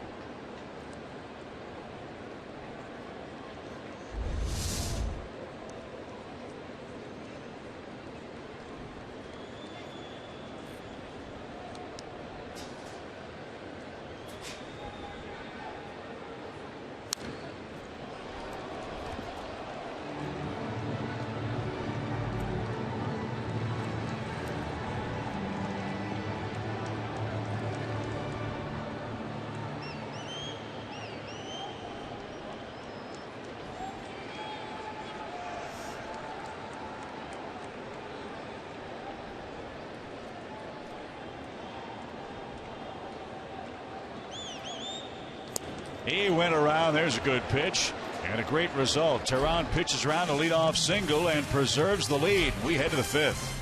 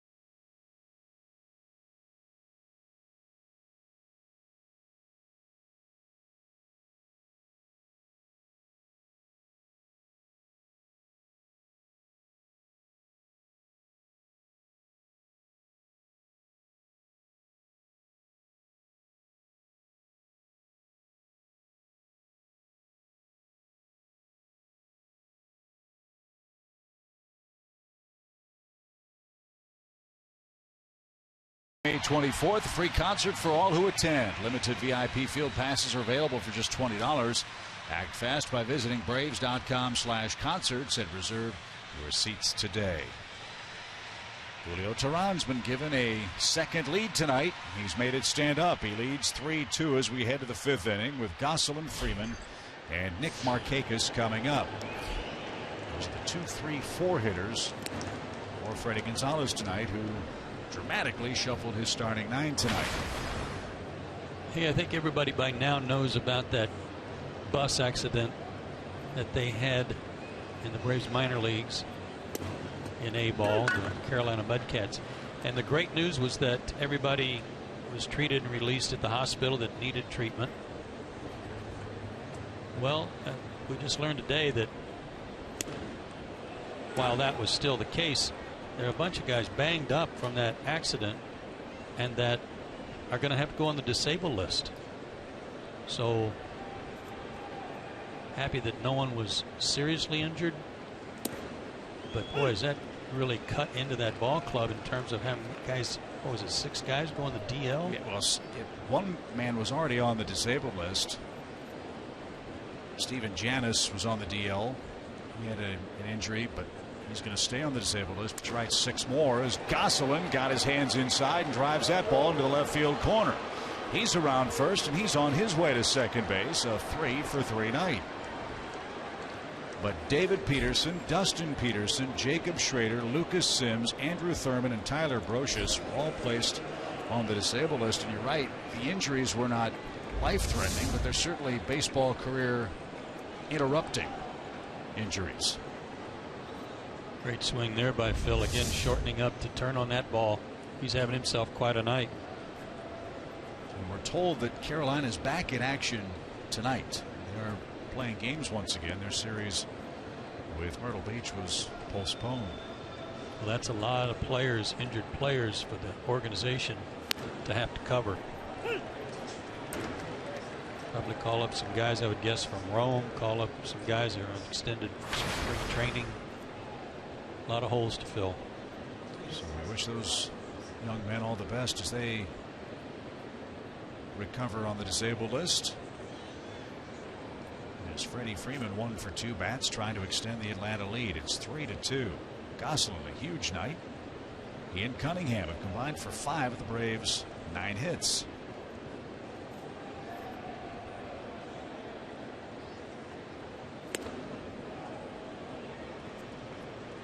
Got a leadoff double last inning from Cunningham, and then Maben followed with a double to drive him in.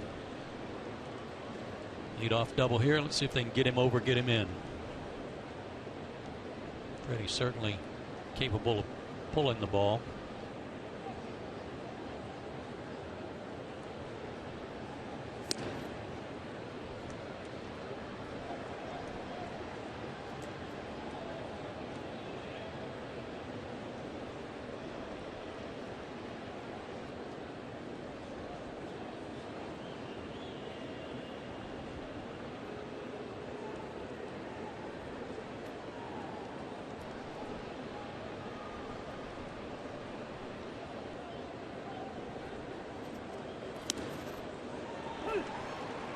Balls, 2 strikes. That's about as good a pitch as you can make in this spot with a guy who's up there to pull the ball.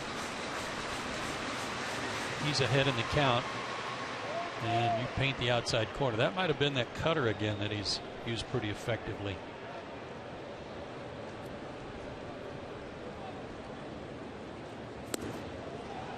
Just missed low. It's a full count.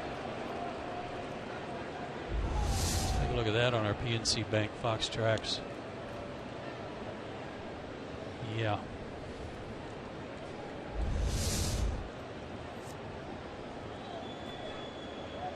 Freddie caught a break there. So he gets a free swing here. Gosselin leads at second. Full count pitch. Got him that time inside corner. Not going to get 2 of them. And Phelps has his 6th strikeout. First time he's gotten Freddie. 5 of his 6 have been looking.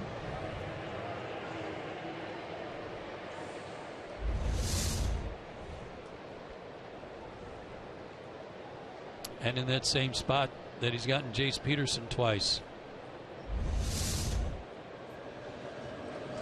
So Freddie can't move Gosselin up 90 feet. Markakis bats. He's singled and struck out.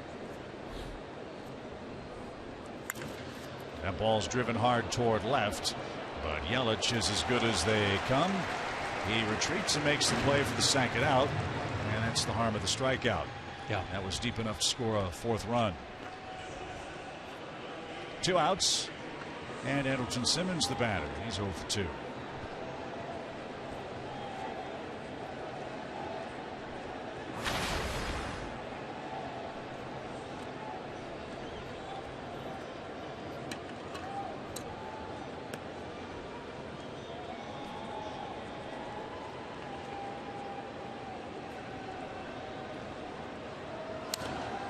Look out, folks. Ripped over the Braves dugout. And out of play.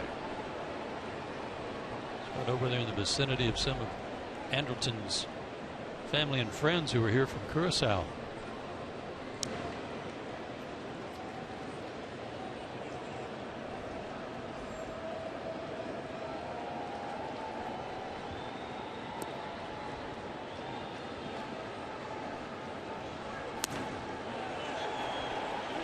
No swing. 1 ball, 1 strike.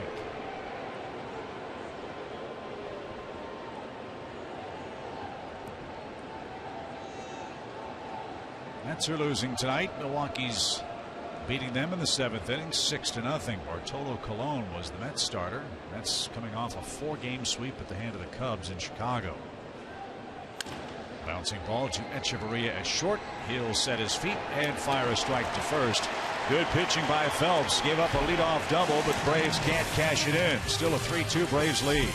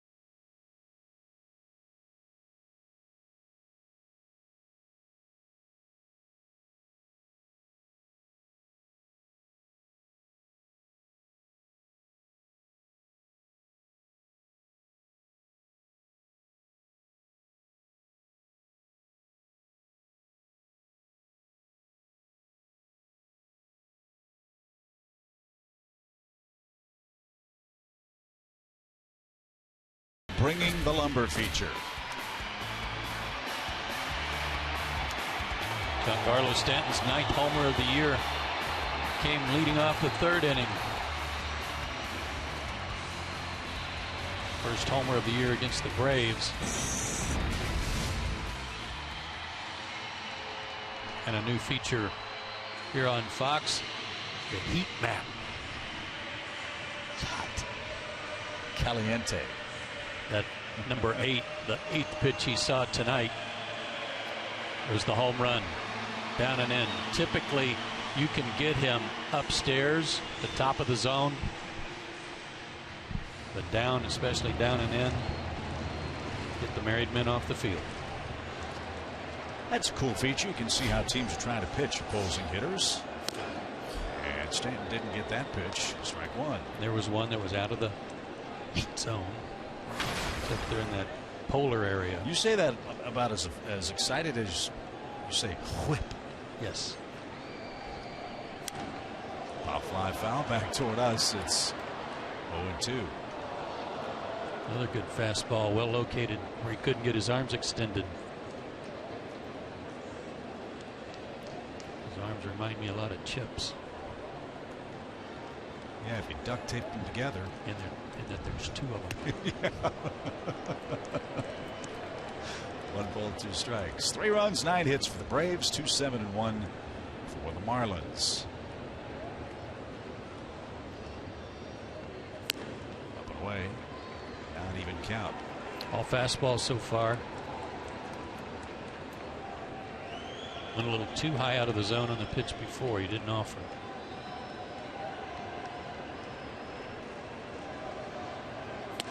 And we just left Cincinnati. You got to imagine that Giancarlo Stanton's going to be invited to participate in the home run derby, right?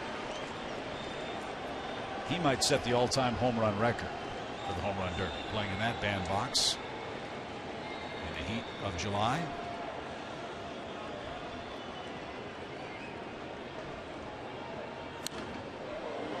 Right on it, fouled straight back.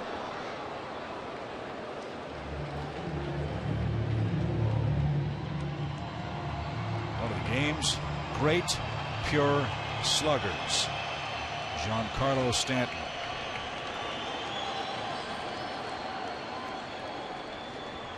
.37 homers last year. That tied his big league high.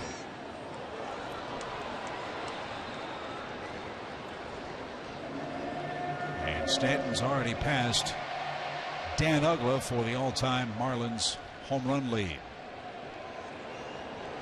Well, they've had some great players in this franchise, haven't they? Sure have. And there's that upstairs fastball, and Stanton couldn't lay off. Teran has his 4th strikeout. He got Stanton for the first time. 1 down. Here's the pitch sequence. Fastball about belt tie right by him. Tied him up. Wanted it upstairs, went too high. Still fastballs, still fastballs. There was one slider, but that was to Ozuna. Oh, they really trick you down there, don't they? Keep you on your toes, don't they? So curve way outside to Ozuna. 1 ball and 1 strike. Your dad talked about those fun-loving guys at the DOT. Yeah, those fun-loving guys down on the track. Joe's going to bite on this. Watch this. It's not that water out of the Miccosukee Canal they're drinking down there, you know.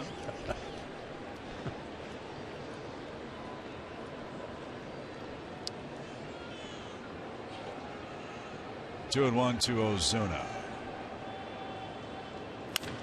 Sharply hit and through for Ozuna's 2nd hit of the game. Just what he needed. And we told you he's a 400 hitter at home after a rough road trip. Back in South Florida, his bats come back to life. And he represents the tying run.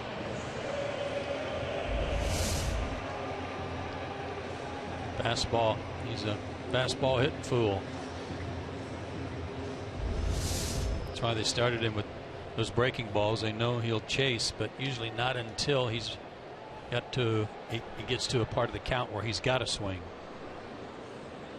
Christian Yelich is the batter. Yelich has walked and singled. Ozuna is an interesting case study.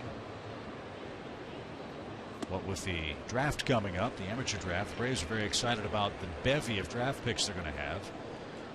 John Hart is in Miami watching the Braves play, and he was talking with us about how excited they are about the international draft pool that they have selected and will be selecting. The reason I bring that up is that's how the Marlins got Marcell Ozuna, an international free agent. Slow roller out towards second. Got to hurry to turn this. And no chance. A little bit of a bobble from Peterson.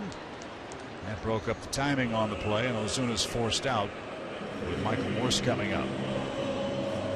Point being, you don't just sign free agents, make trades, or draft through the American high school or college ranks. You can sign players internationally. Maybe you find a diamond in the rough. Marlins certainly have with their center fielder. Chase Peterson had that ball roll up on him where the ball was in on his stomach a little bit.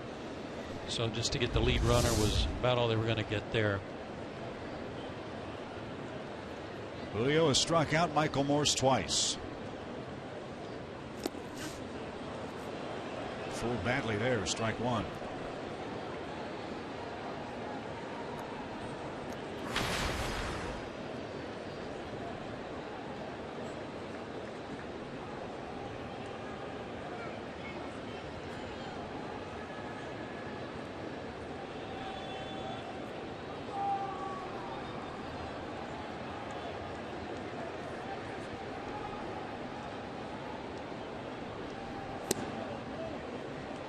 Not a bad idea, just missed a little low. Yeah.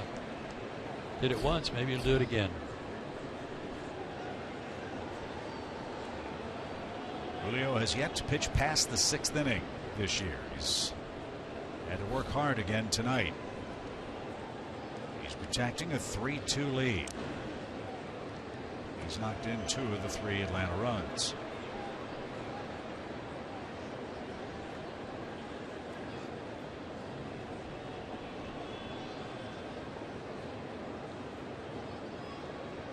Players play Morse is a dead pull hitter on the infield. Straight away and deep in the outfield. Pitch. Right there, a strike. Morse had a giant elbow guard on his first couple of times up tonight. I wonder if he felt like that was somehow affecting his swing or making his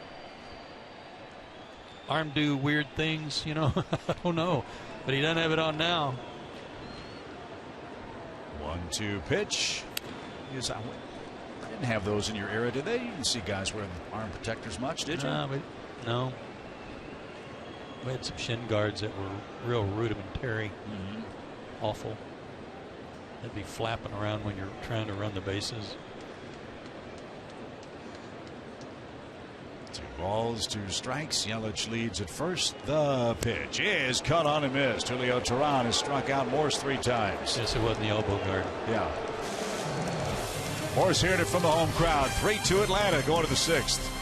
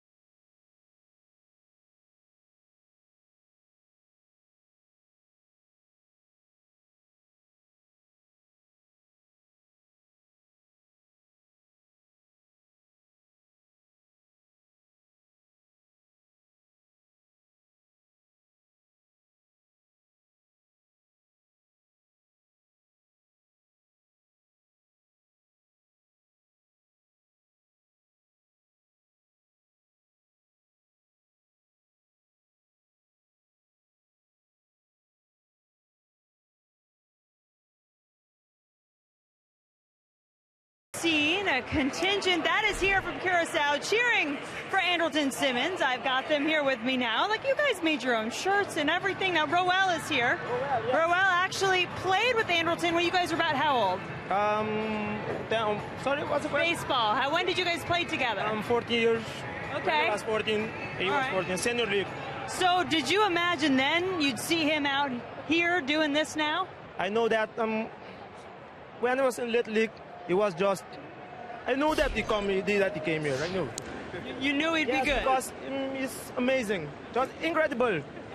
Yes. He is. Yes, I'm with you. He is really good. Now, this is your first time. You guys have a group of about 8 people. Your first time seeing him play as an Atlanta Brave, right? Yes. Sure. Yeah. So, what kind of Curacao spirit are you guys bringing here? We've heard it a little bit. Oh, what can I say? Well, tell me some of the things you were cheering. Simmons dale. Simmons hit it. Ale. Simmons dale. Simmons dale. Simmons dale. Yes. You're confusing the fans around us right now. Yes. But they know us. From Curacao, we are crazy. You got a ball, right? You guys have a ball from? Well, it's here somewhere, everyone. Let's see your flag. We get the flag. So they got the Curacao flag. Right out there. Here you go, Roel. Right out there. Okay, so come sit back down here with me. One last thing. So, what do you want to talk to Andrelton about when you get to see him after the game? What do you want to tell him? Here's the ball he threw. Here's the ball. Yes. When he was warming up, he threw this ball to us. Yes. Okay, so what do you want to talk to him about? When you see him, what are you going to tell him? You are amazing. You are amazing. We are very proud of you. We are very proud of you, Simmons. Curacao is very proud of you, and Curacao is with you. Curacao Right. and one left. There are many more coming from Curacao. Many more coming. All right, bring him to the Braves, okay? The Braves, yeah, sure. Let's go, Braves. Let's go. All right, guys. There you hear it from Curacao. From Curacao, back to you. That sounds like a fun place to watch the game, Jen. It is. Those guys are having a ball. And they're right about that beautiful place, Curacao. Lots of great players have come from that wonderful island. As Todd Cunningham hits and takes a called third strike. First time he's been retired tonight. That's Phelps' 7th strikeout, the most he's had in the game this year. That has been fertile recruiting ground for the Atlanta Braves over the years. It's a beautiful island, just gorgeous, just a giant rock that sticks up out of the ocean and beautiful water around it. I think it's 40, I forget if it's 20 or 40 miles off the coast of Venezuela.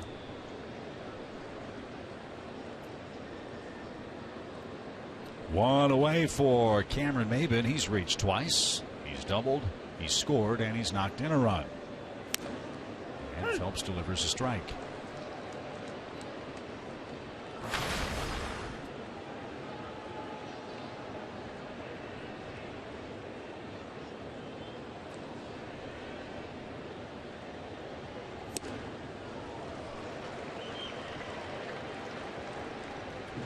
Phelps is due third when the Marlins hit in the 6th inning.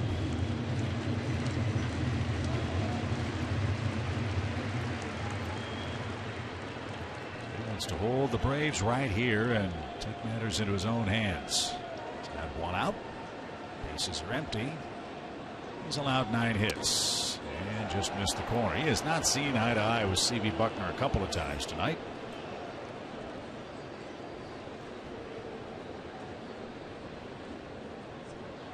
Lack of consistency there is what drives him crazy.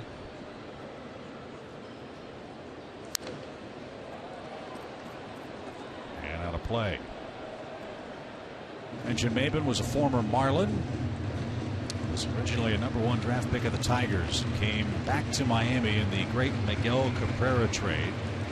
A trade that certainly worked out better for the Tigers than it has the Marlins. They also got Andrew Miller in that trade. Miller did not work out as a starting pitcher here.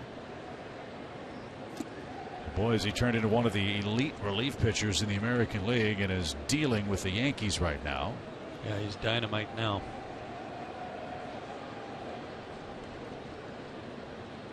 Maben's bounced around a bit, but is hoping to find a home with the Braves. 2 balls, 2 strikes. Strike 3. There's the inside corner. Now it's the hitter's turn to grumble. 8 strikeouts for Phelps, 2 away.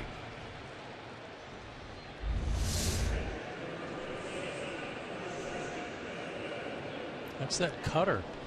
I've not seen a pitcher throw it as much as he does to right-handed hitters inside.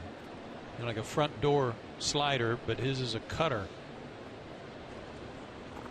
And it's very effective.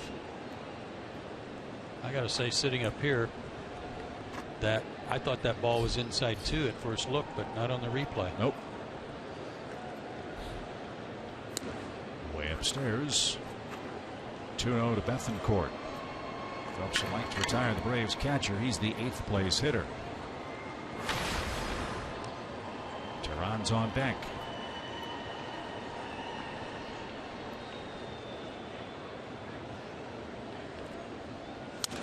Bouncing ball toward D. Gordon at second. He's got it.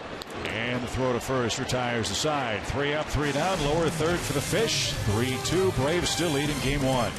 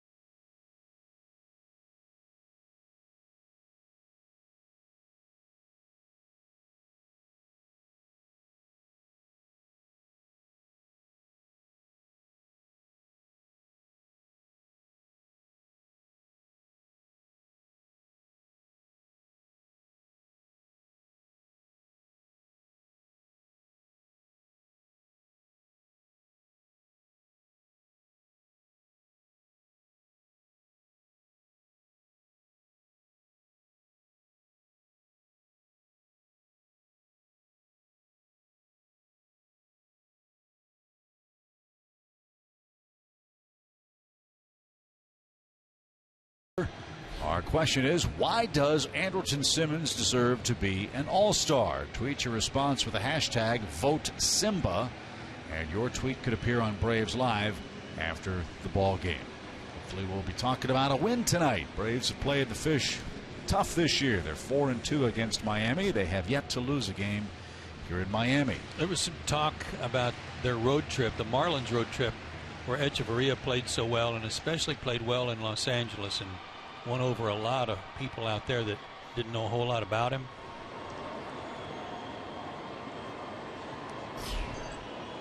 You know, the Reds will be, I don't want to say stuffing the ballot box, but they'll be jamming the internet for their guy, Zach Cozart.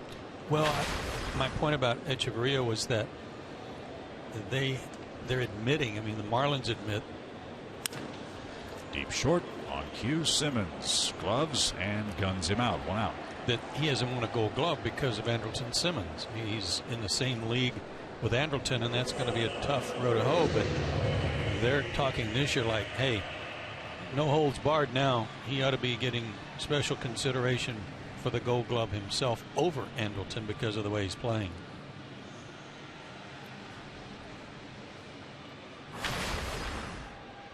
It's funny how it works. The better a defensive player hits, the more notoriety he gets for his glove. It's funny, isn't it?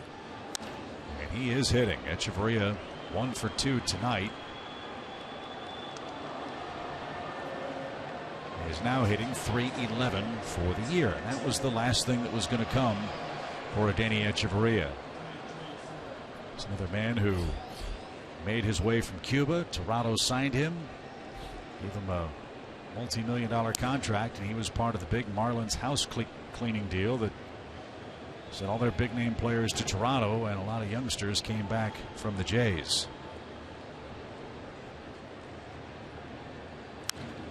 He had one of those harrowing trips out of Cuba, and he made his way through Mexico after establishing residency in Mexico. But he said, if I knew then what I know now, I don't know if I ever would have gone. Isn't that amazing? Yeah, because it was so scary.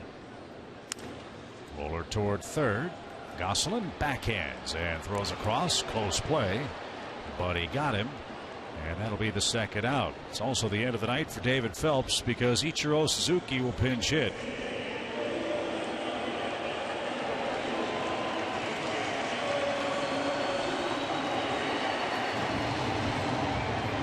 There are the rankings for Ichiro among active players.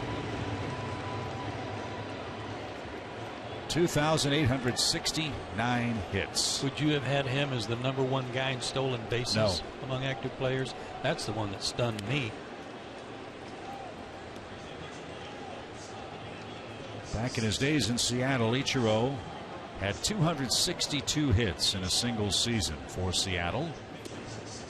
What's interesting about that is the pace that D. Gordon is on. Gordon's averaging about 1.8 hits per game. Gordon plays 152 games. He'll have 275 hits. So, you know, Ichiro can tell him how to handle that kind of pressure. He's been there. He's done it. And he's got another one up the middle. This one with 2 outs. Simply incredible. Love watching him play.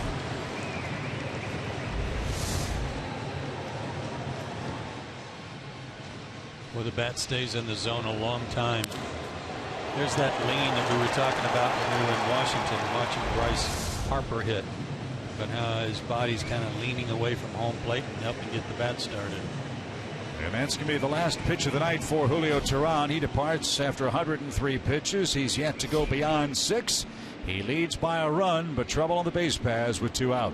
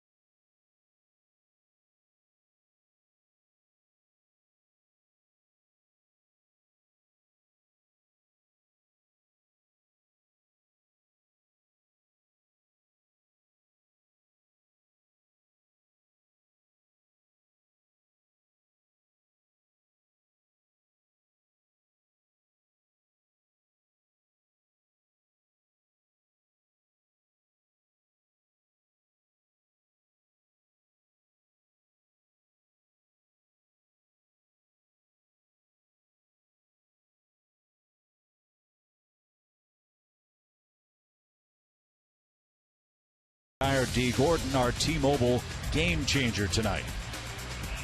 Most hits in the first 14 home games since 1914. And D. Gordon with 29. Goodness.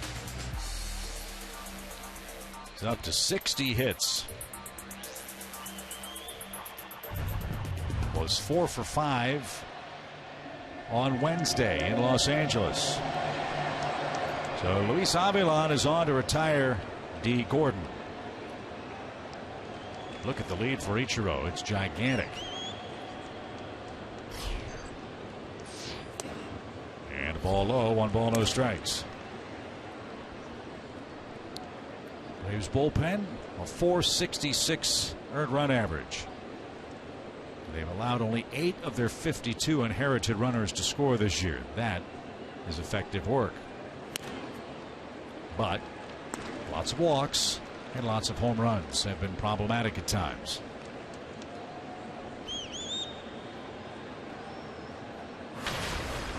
Penn turned in 3 scoreless innings Wednesday in Cincinnati.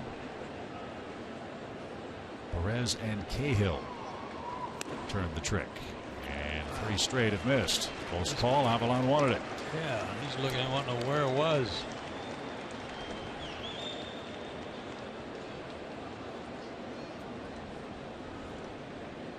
You almost have to have a team meeting before CB Buckner calls a game. Which is okay, and you're just going to have to hang in there, bear with it.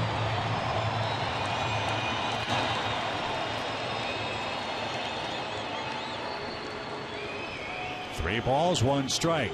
Ichiro leads at first and draws a throw.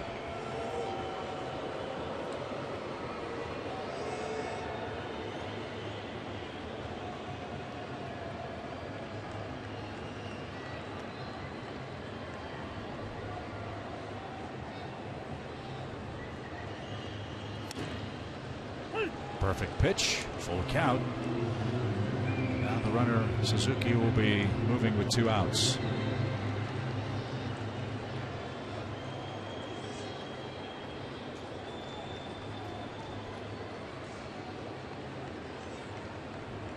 There he goes. And the pitch is blooped into center field. A base hit for Gordon. They're at first and third with 2 outs. And now Gordon, a big turnaround first. Freddie Freeman acting as the cutoff man. And Anderson Simmons just looked at Gordon and said, get back to first base. You're not going anywhere. His 11th 3-hit game of the year. Fought off a fastball. Just out of the reach of Jace Peterson. A 4-hit game Wednesday in L.A. Backs it up with another 3-hit effort. So Avilan got to a 3-2 count, couldn't retire Gordon, and the Braves go deeper in the bullpen here in the 6th.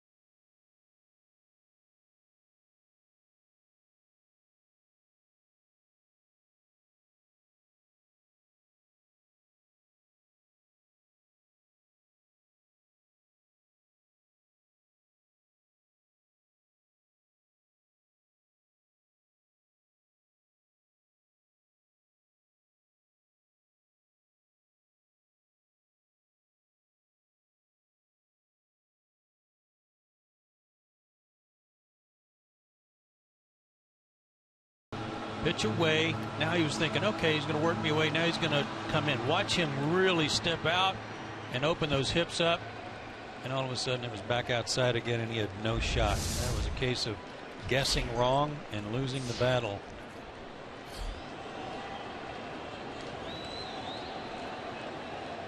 So Brandon Kniff is on to pitch versus Martin Prado, third pitcher of the inning for the Braves. Ichiro is Tehran's responsibility. Gordon belongs to Luis Avilan. Kniff worked in all 3 games in Washington, but none in Cincinnati.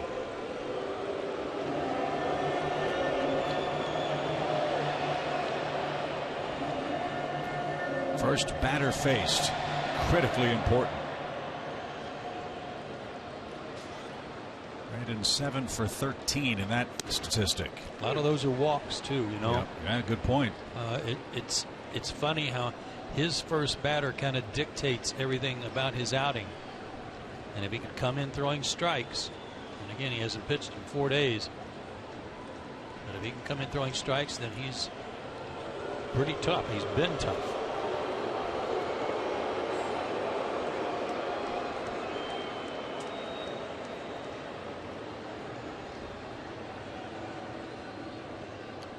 No balls and a strike.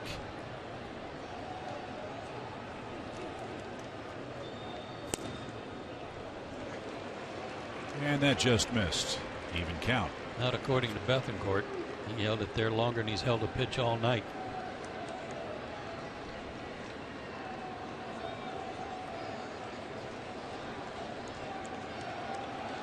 Christian's got his sign from the Braves dugout. It's relayed to Kniff. And now the 1-1 pitch.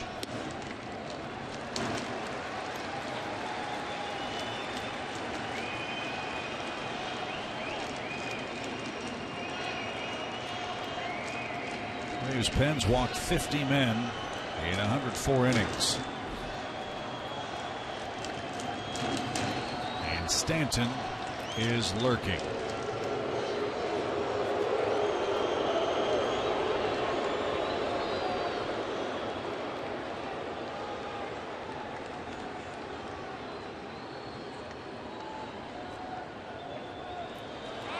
Just back safely. Freddie Freeman thought they had him picked off.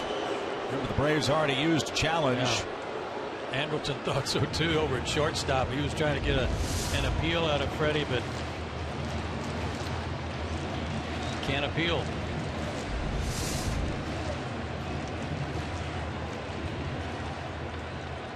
Two balls and a strike.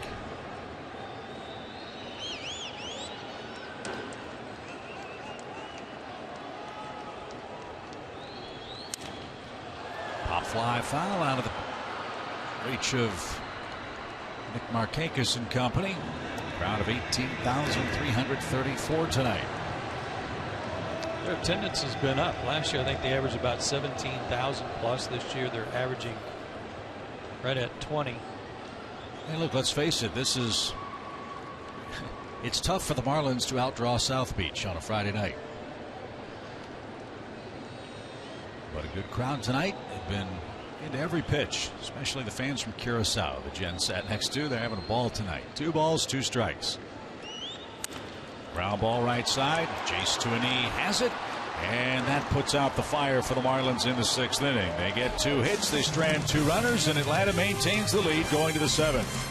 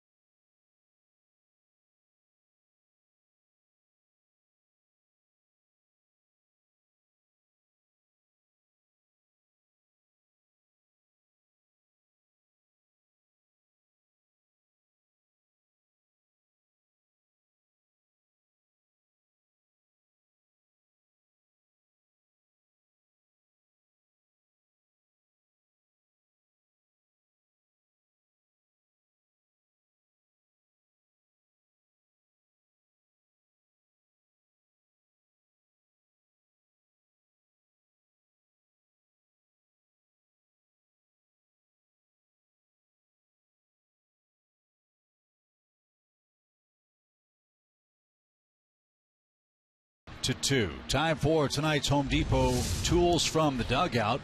This has turned out to be a very big play. Turned into an unearned run. That's kind of the difference in the ball game right now. Marlins, with their error tonight, have committed 12 on the year. That ties them now with Arizona for first in the National League. And they were at an MLB low 11. The Braves have made 18. And with the error by Tehran tonight, they've made 19. This is Sam Dyson. He'll face Eric Young Jr., who pinch hits for Brandon Kinniff. That's a little low from Dyson, who's been awfully good in Miami. A 3-0 career mark at Marlins Park. I think it's safe to say, Joe, the Marlins bullpen's in a, if not state of flux, certainly a state of change. Steve Cishek is out as the Marlins closer. Yeah, they would be over 500. Sharply hit past Gordon. Eric Young with a base hit. And good start for the Braves. He's going to try to take two as Stanton bobbled. And EY is in safely. Marlins thought he overslid the bag, and this one might be reviewed. Stanton bobbled it. Young kept running. The throw came into Echeverria at the bag. The tag was applied. The question is, did Eric hold the bag or not? Well, the good thing is that Eric was running hard the whole way, and then as soon as he saw the bobble, he didn't hesitate.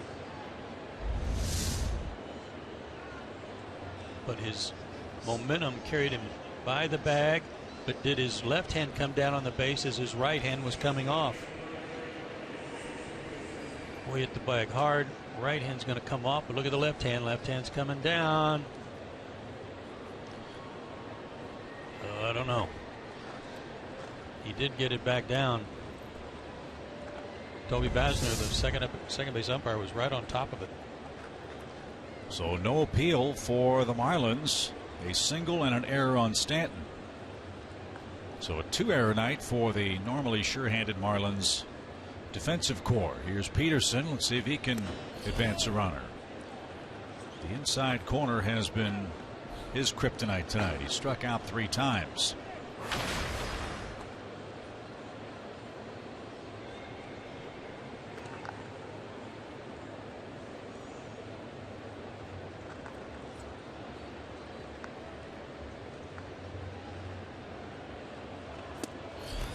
Tried that spot, but he missed low. 2 balls, no strikes.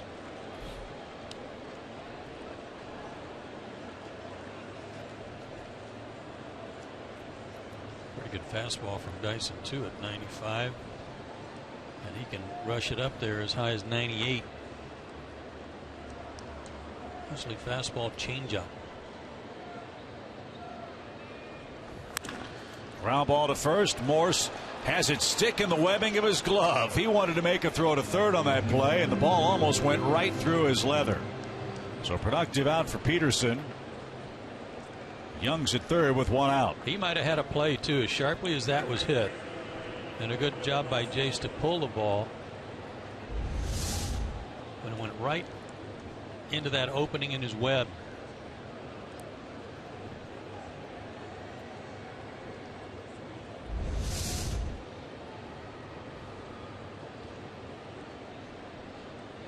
So the infield's going to come in now. Been here before with EY, haven't we? Yep. That's how the Braves won opening day. Eric Young scored the second run on a sprint to the plate. He would be a big insurance run here in the 7th. As Phil Gosselin hits, he's 3 for 3 tonight. And no sign of a bunt. Ball 1.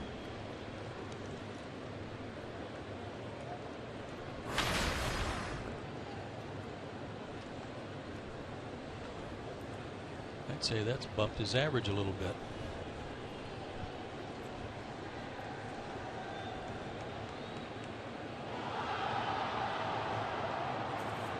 Squeezes on. The ball popped up to the center of the diamond. There's the catch by the pitcher.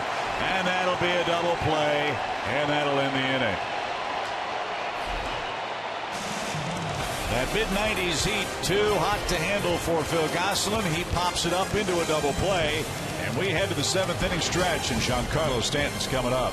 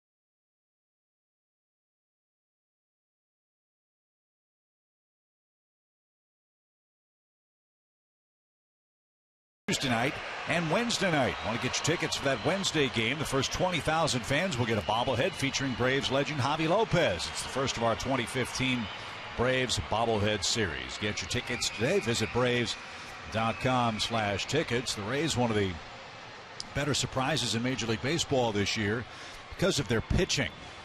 Tampa Bay Rays have allowed 2 runs or less in 19 games this year, believe it or not.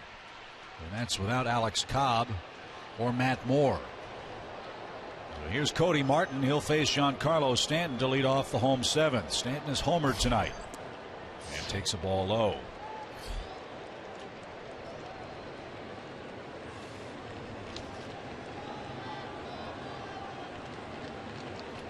Cody's looking for his first scoreless appearance on the trip. As Stanton strokes one to deep center. Maben won't get it.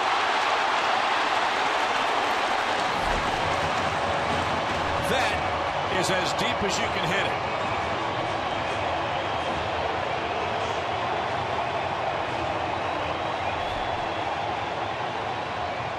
That's the 15th home run surrendered by the Braves bullpen.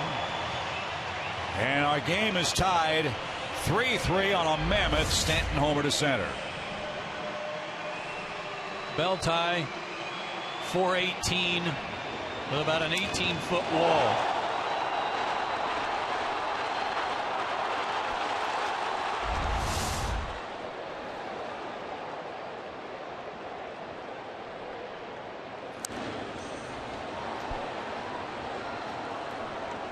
That ball not only ended up beyond the bushes, it bounced into where the center field cameras sit. Got to go in there on the fly. Whatever. There's a mile. 14th career multi-homer game for Giancarlo Stanton. Remember, he had not hit a home run against the Braves in his previous 18 matchups with Atlanta pitching.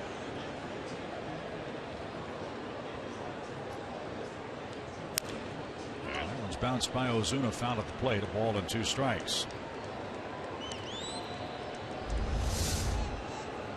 Watch that camera opening that window. Wow. Goodness. So welcome home, Giancarlo Stanton. 1-2 pitch. In the air to right. Markakis is there. And there's out number 1. It's been some tough sledding for Cody Martin. He took losses Saturday and Sunday last weekend in Washington. Did not pitch in Cincinnati. That first loss on Saturday was a home run. I think that might have been the walk-off. Was that the walk-off Saturday to Harper? I think it was, yeah. So after a great start for Cody, things have been a little rough.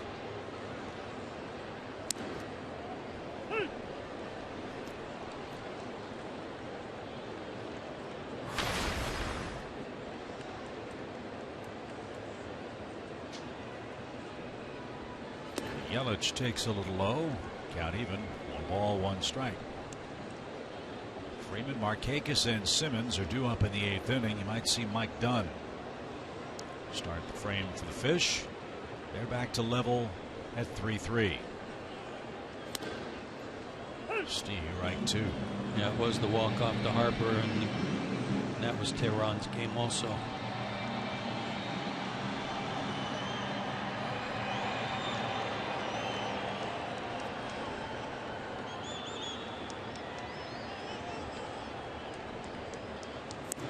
Strike 3 called. Yelich is rung up.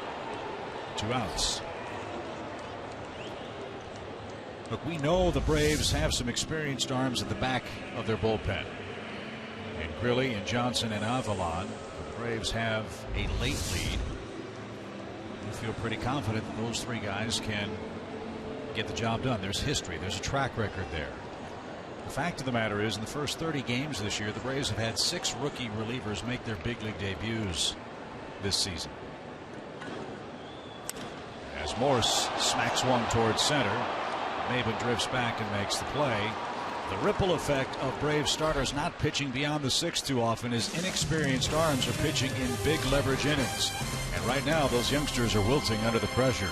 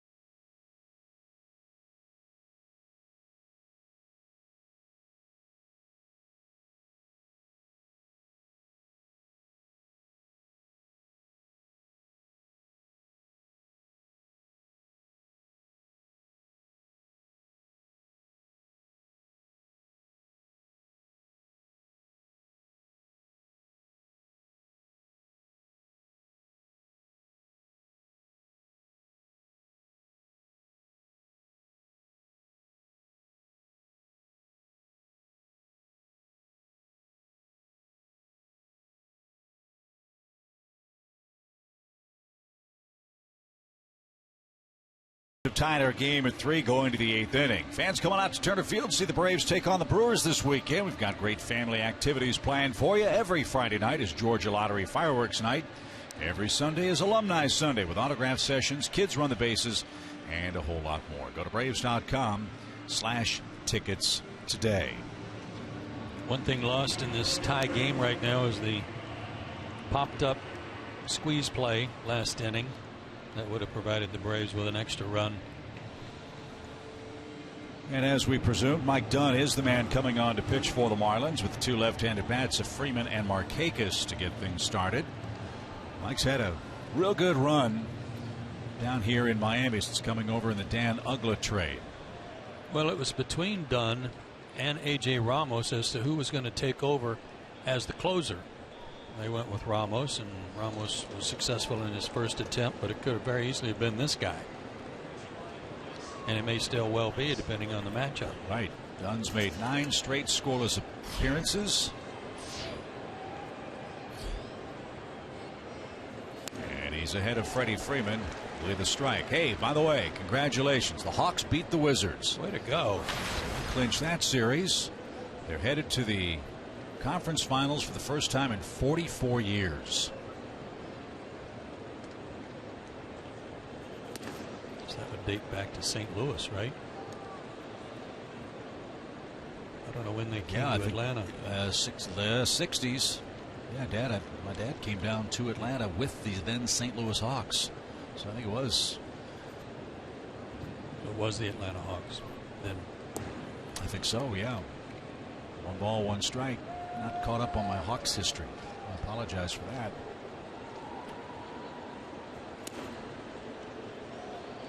As Freddie takes outside. 2-1. Neither Phelps nor Tehran can win it tonight. Game in the hands of the bullpens. And Freeman shoots one toward Yelich in left, and he'll have no trouble with that. There's the first out of the inning.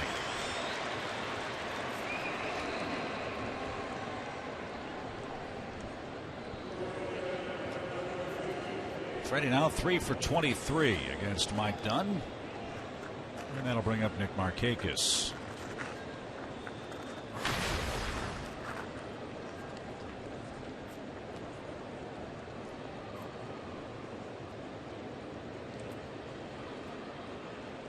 Nick batting 4th tonight for the first time in almost 6 full years. He's 1 for 3 in the game.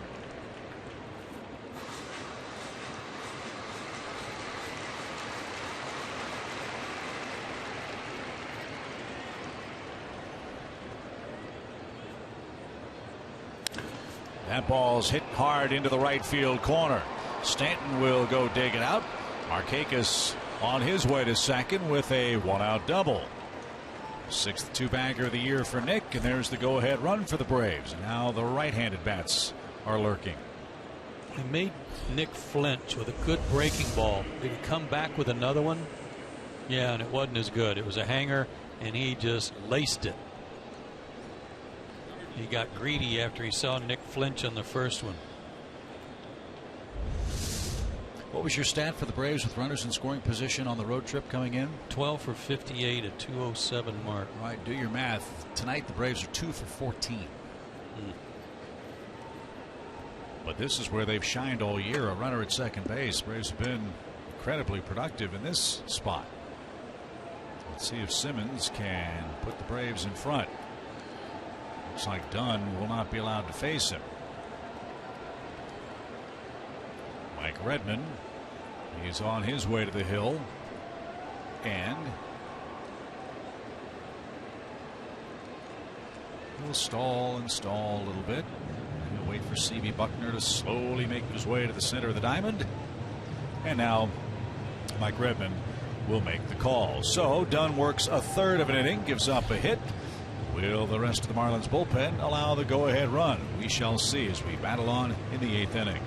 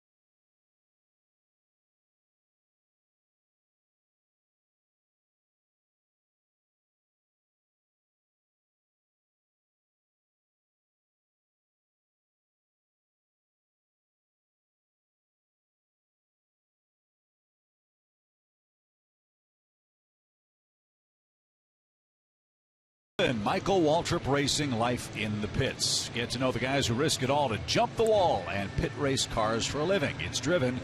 Michael Waltrip Racing, life in the pits. Tonight after the Braves game, presented by your local Toyota dealers. There's a funny story about Ned Yost. Yes. Ned Yost, big Dale Earnhardt fan, and he was given an official title when he was part of Dale Earnhardt's pit crew. You remember what that was? No. He was a hydration engineer.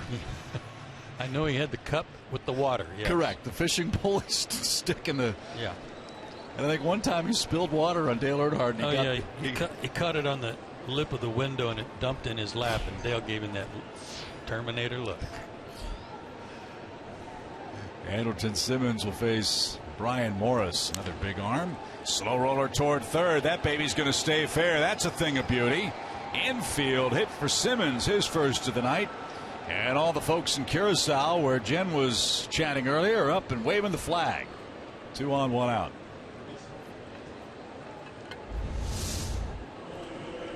Swinging bunt, and I'm not sure why Markakis held. Maybe he thought the pitcher was going to field it and had a chance to maybe throw him out.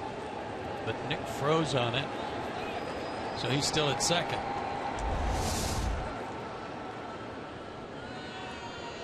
So Todd Cunningham's the batter. His first big league start's been a good one. 2 hits, 2 runs. He's also struck out. 3-3 game. Pitch is high, ball 1. He's also made a good catch in left too in the first inning.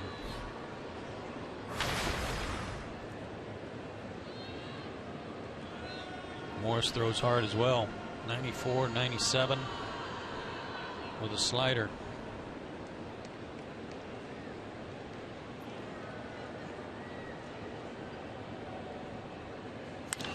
Sharply hit up the middle, base hit. Here comes Markakis around third. Ozuna gloves. He's going to throw the ball in toward third. And Todd Cunningham with a 3-hit night drives in his first run, and the Braves are back in front.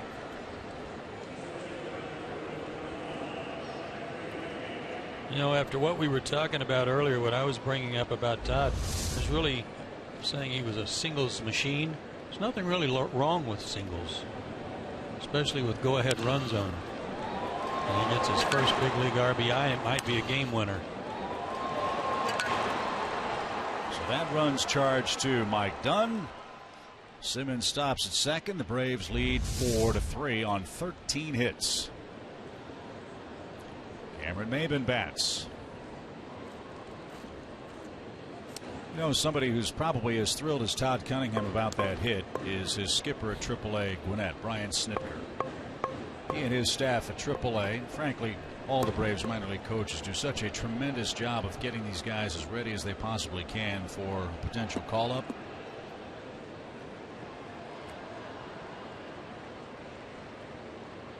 .1-0 pitch. And that's sharply hit to right, but right at Stanton, and no chance for advance. 2 out. I mean, that's a difficult job. You know, you're in the minor leagues. You want to win, but you also have to develop, and you have to teach guys to play the game properly. And just when a guy gets hot, you know he might be snatched from your ball club because the major league needs are the higher purpose. And that's why you're there, and that's why they work so hard. They put in a lot of spring training type work during the season. This is Christian Bethancourt looking for a hit tonight. A big swing and a miss. So on a night like tonight, Phil Gosselin 3 hits, Todd Cunningham 3 hits. All products of the Braves system. Cunningham's 8th inning tally makes it a 4-3 game. No balls at a strike. Double steal. Pitch outside. Real Muto has no play. So they're at second and third for Bethancourt. Simmons has his first stolen base. Same for Cunningham. I don't know if it was a sign for both guys, but if it wasn't, it was a sign that Cunningham was watching. You can see set Cunningham's head watching Andrelton Simmons, and as soon as Andrelton broke, he broke, so he didn't get left standing at first base. Good heads-up play by Cunningham, too.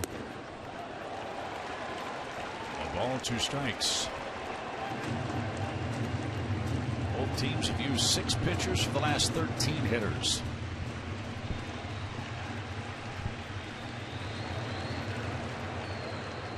Braves with 3 consecutive 8th inning hits have the lead again. 1 ball, 2 strikes.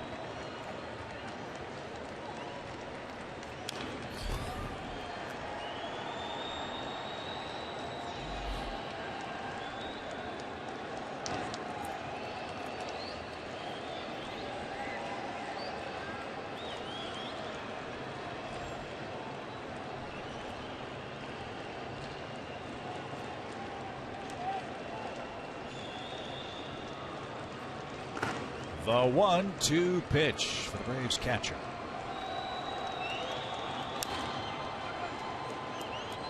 Hanging in there with a good pitcher's pitch, fouling it off.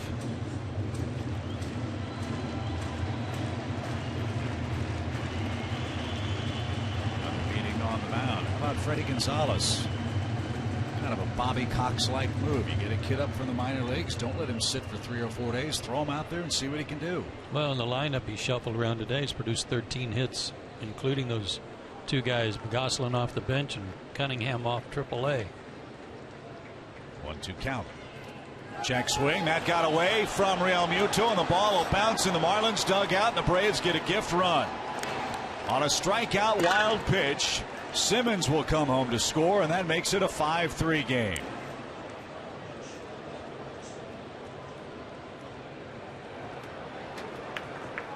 That helps.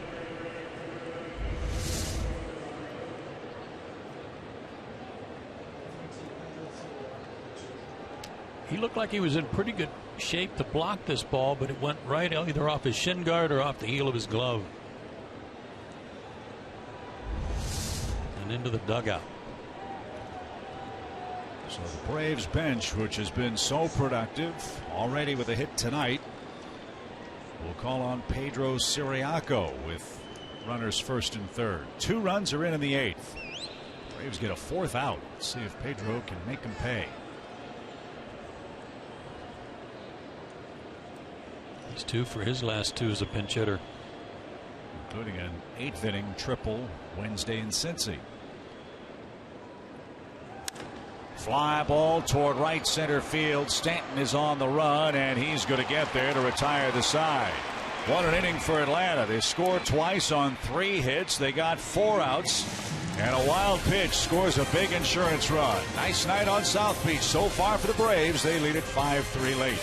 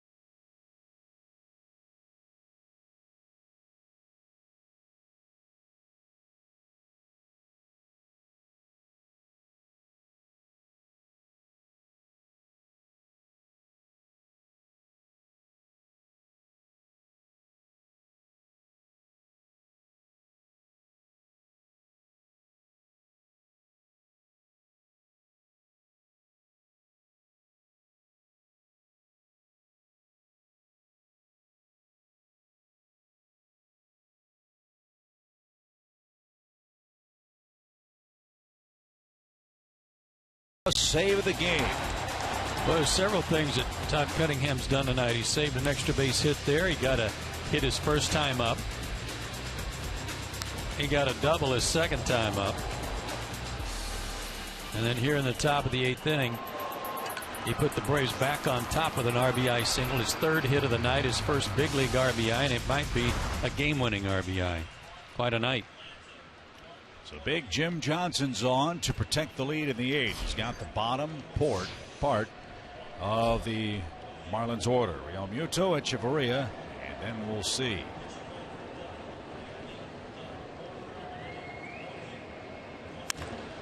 Hammered toward the gap. Cunningham on the run. Not going to get that one. That'll bounce off the scoreboard. Real Muto has doubled to lead off the 8th.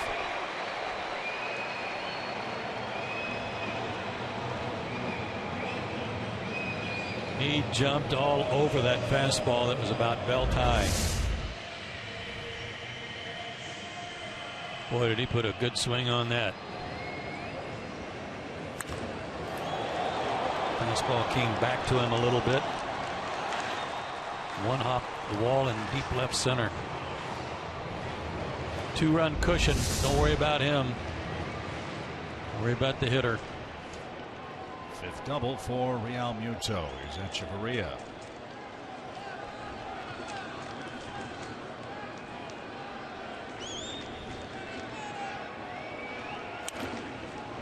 Trying to hit the ball to the right side, and that's out of play for a strike.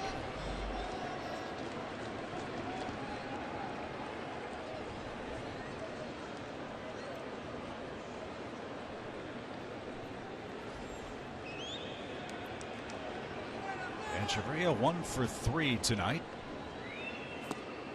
Took that one low, even count.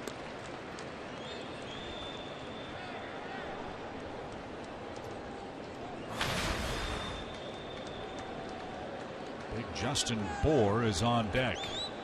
He's a left-handed thumper.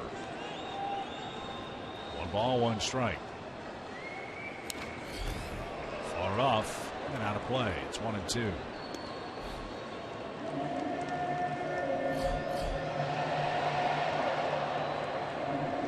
Milwaukee beat the Mets 7-0. Bartolo Colon took the defeat. The Giants lead the Reds 10-2 in the bottom of the 9th inning. Phillies 4-3 at home lead Arizona. Phillies are playing a little better.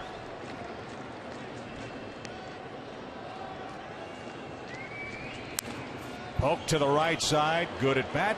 Runner to third. 1 out. And now Bour will bat for Morris. He's a big lad. Yeah.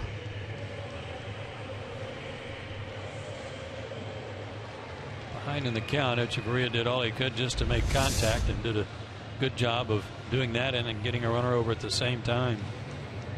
Listed at 6'4", 250.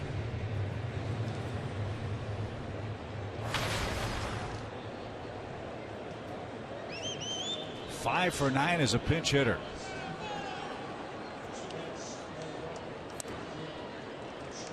Spent some time in the big leagues with Miami last year. 74 at bats, hit 284 with a homer out of George Mason University.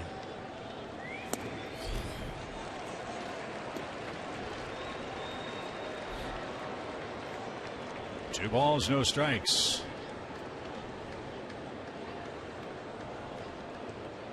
You got the Beast, then the Fleas coming up for Miami. Gordon and Prado, then Giancarlo Stanton lurking in the 8th. Swing and a miss. 2 balls and a strike.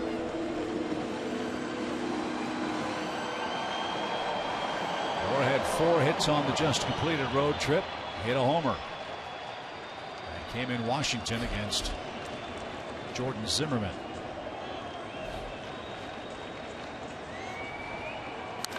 Ground ball, foul at first, and Freddie Freeman was right on the line.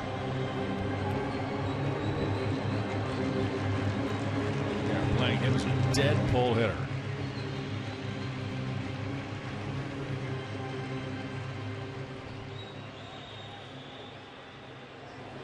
And guarding the line. Strike 3 called inside corner. That's been called a lot tonight. Johnson popped the glove of Bethancourt for the second out. And Bohr had a look back at C.B. Buckner. Fastball coming back to the inside corner, too close to take. I was going to say, at this point in the game, that can't be a surprise to the hitters, right? No, well, that looked like a good pitch, but for CB, it's always a surprise. Here's Gordon, and Johnson buzzed the tower there. 1 ball, no strikes. Sometimes to him.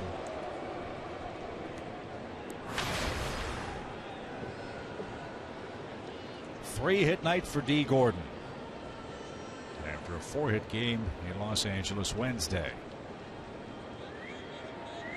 Johnson trying to set it up for Grilli in the ninth. Ground ball right side. Jace has it. His peg to first in time, and Jim Johnson pitches around a leadoff double. We head to the ninth. Braves are up 2 in Miami.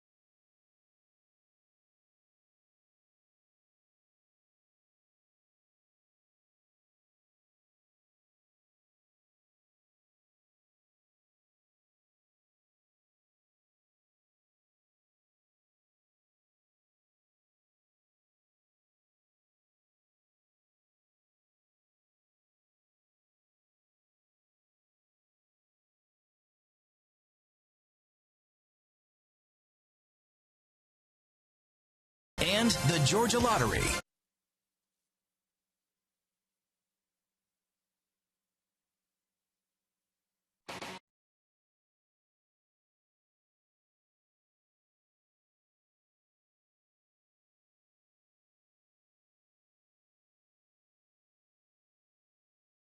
Do this. And the Georgia Lottery. Joe and Chip with you from Miami. Jen Hildreth is along as well. Good ball game for Atlanta. Here's your game summary as we hit the ninth inning. Yeah, it's been a back and forth affair, but the Braves enjoying a 2-run cushion going to the last inning. Both Goslin and Cunningham with 3 hit nights, getting some starts for Cunningham, his first big league start. Quite a night, plus a stolen base. Markakis a couple of hits with a double. Giancarlo Stanton the big night for the Fish with 2 home runs, including a bullseye home run to center field in the camera well above the 418 mark. If you missed that. What was it Bowman wrote? Oh, Mark Bowman had the line of the night. He said the grand prize for hitting a ball into that rectangle is $325 million, which is... Jackpot had really grown, hadn't it? Funny how that works. Used to be you hit the bull, you win a steak. And of course, Stanton's big contract he signed in this offseason. This is Brad Hand, 4th reliever on for the Marlins. The first pitch is grounded by Jace Peterson to second, and that's how the ninth inning starts for the Braves, who lead by 2. Jace 0 for 5 out of the leadoff spot. And here's Phil Goslin. Phil was perfect until the 7th inning. Braves put on a squeeze play. He popped it back to the pitcher. A double play ended that threat.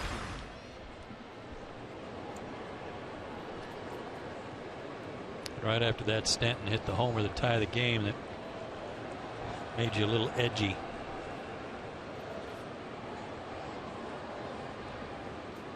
Hand has started. He's relieved. You might recall he had a long relief appearance in the Matt Latos game, second game of the year here in Miami. He pitched 4 1/3 innings that day. Looked terrific. Driven down the right field line. Long run for Stanton.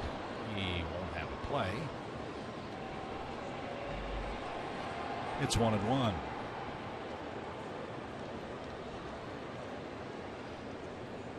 Right now the Marlins are a little short. Henderson Alvarez still coming back from his arm problems. But from all we understand, Jose Fernandez is on track. He is making his way back from Tommy John surgery.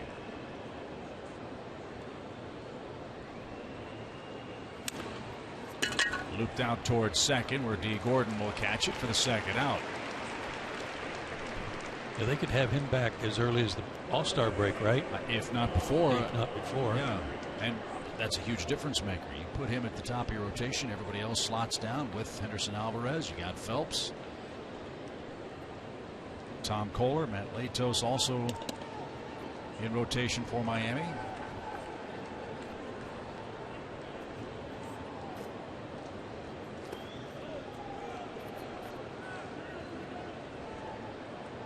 Swing for Freddie Freeman. 1 ball, no strikes. Marlins are better than their, at least on paper, better than their 16-19 record.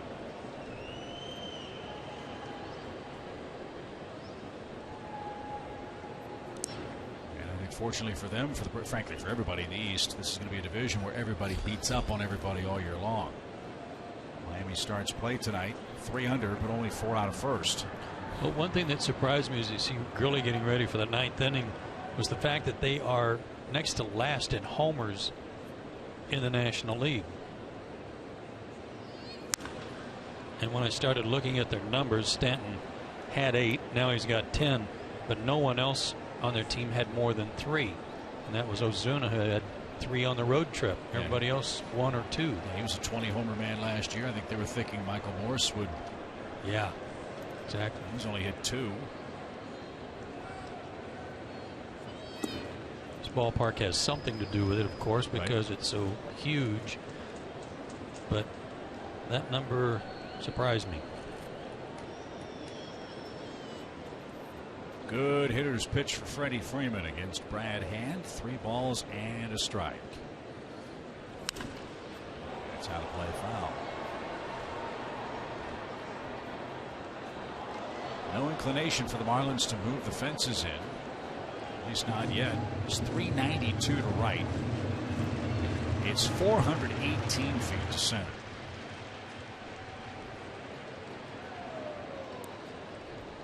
.386 to left.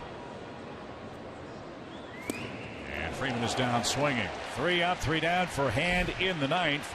Jason Grilli's going to come on. He's got Prado, that man, Giancarlo Stanton, and Marcell Ozuna in the way of a Braves win.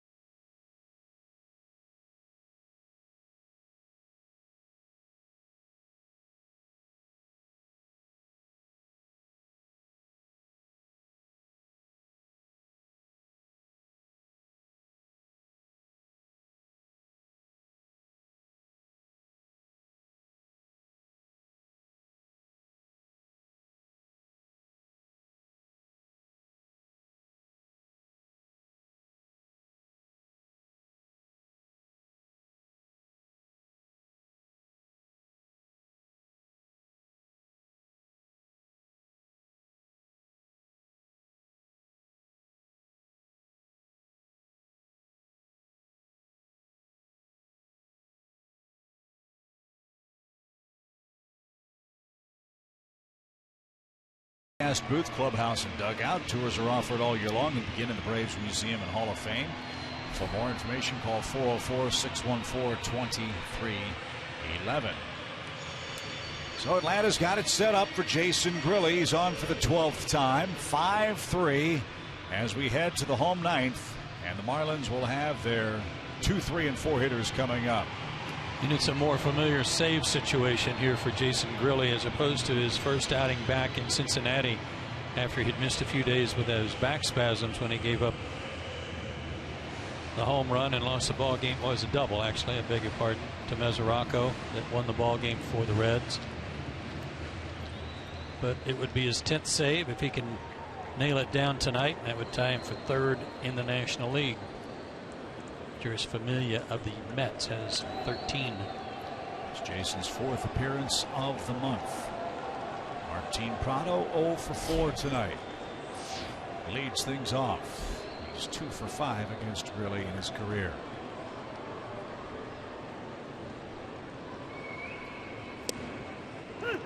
Eight runs, 25 hits, 3 errors, and 17 men left on base. We've had a grand total, I believe, of 2 1-2-3 innings tonight. This is a huge at bat right here for Jason. Really need to figure out a way to retire Prado to keep Stanton up there, get Stanton up there with nobody on base with a chance to tie. He's quickly gotten ahead of him.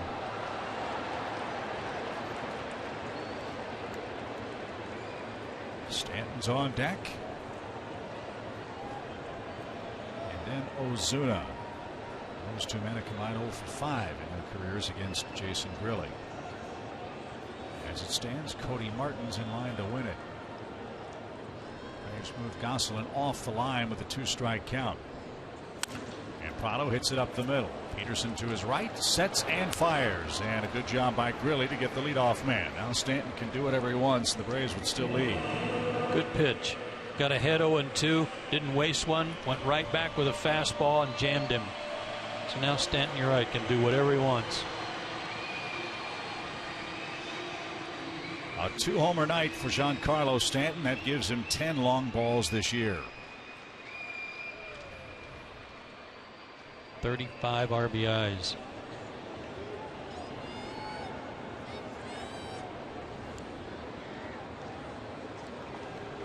He joins Jock Peterson with 10 in the National League. Frazier and Harper each have 12.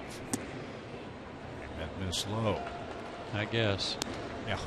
Like the same pitch he called a strike on Martin.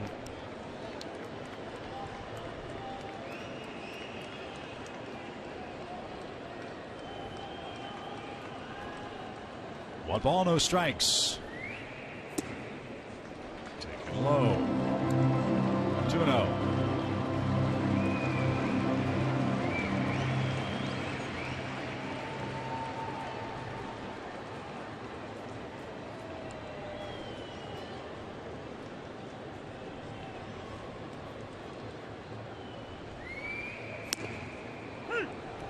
Made him throw a strike, and really did. 2-1.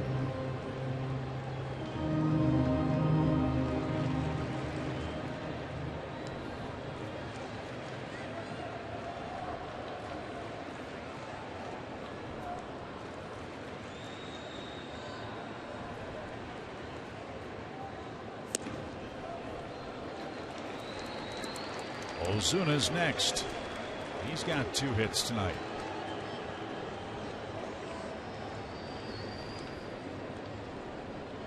Down the middle, belt high. Don't try to hit a corner. Just don't walk him. Make him swing it. Not close.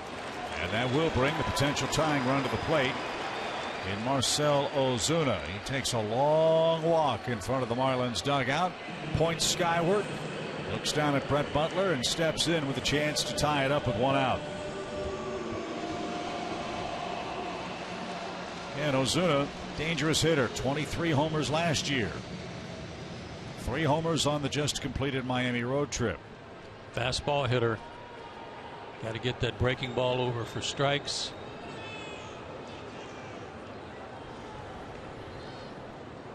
Gosselin guards the line at third.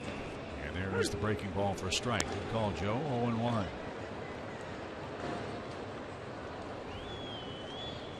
Doesn't offer very often at the breaking ball early in the count. When he gets behind, he has no choice. Then he starts fishing.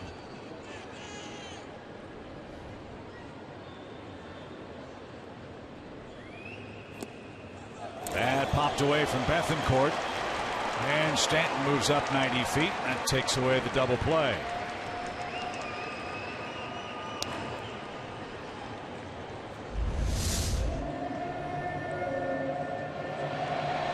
Well, that was not a very good effort on Bethancourt's part to try and block that ball.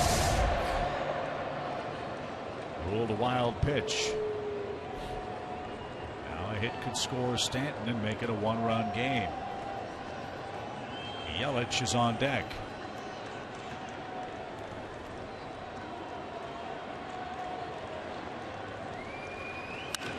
High towering fly ball to left, but that's going to be playable for Cunningham at the edge of the warning track.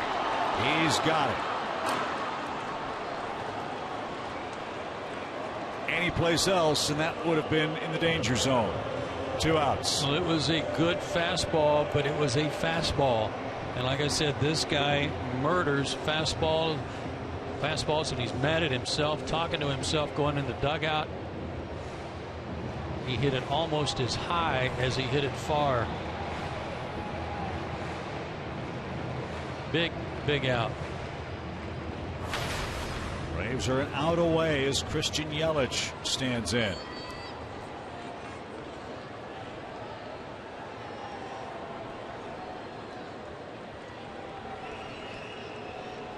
Stanton at second, 2 out. 0-1.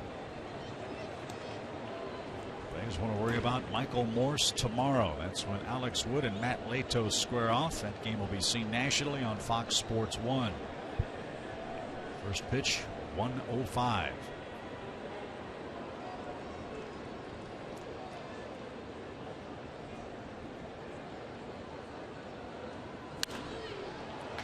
Play left side, even count.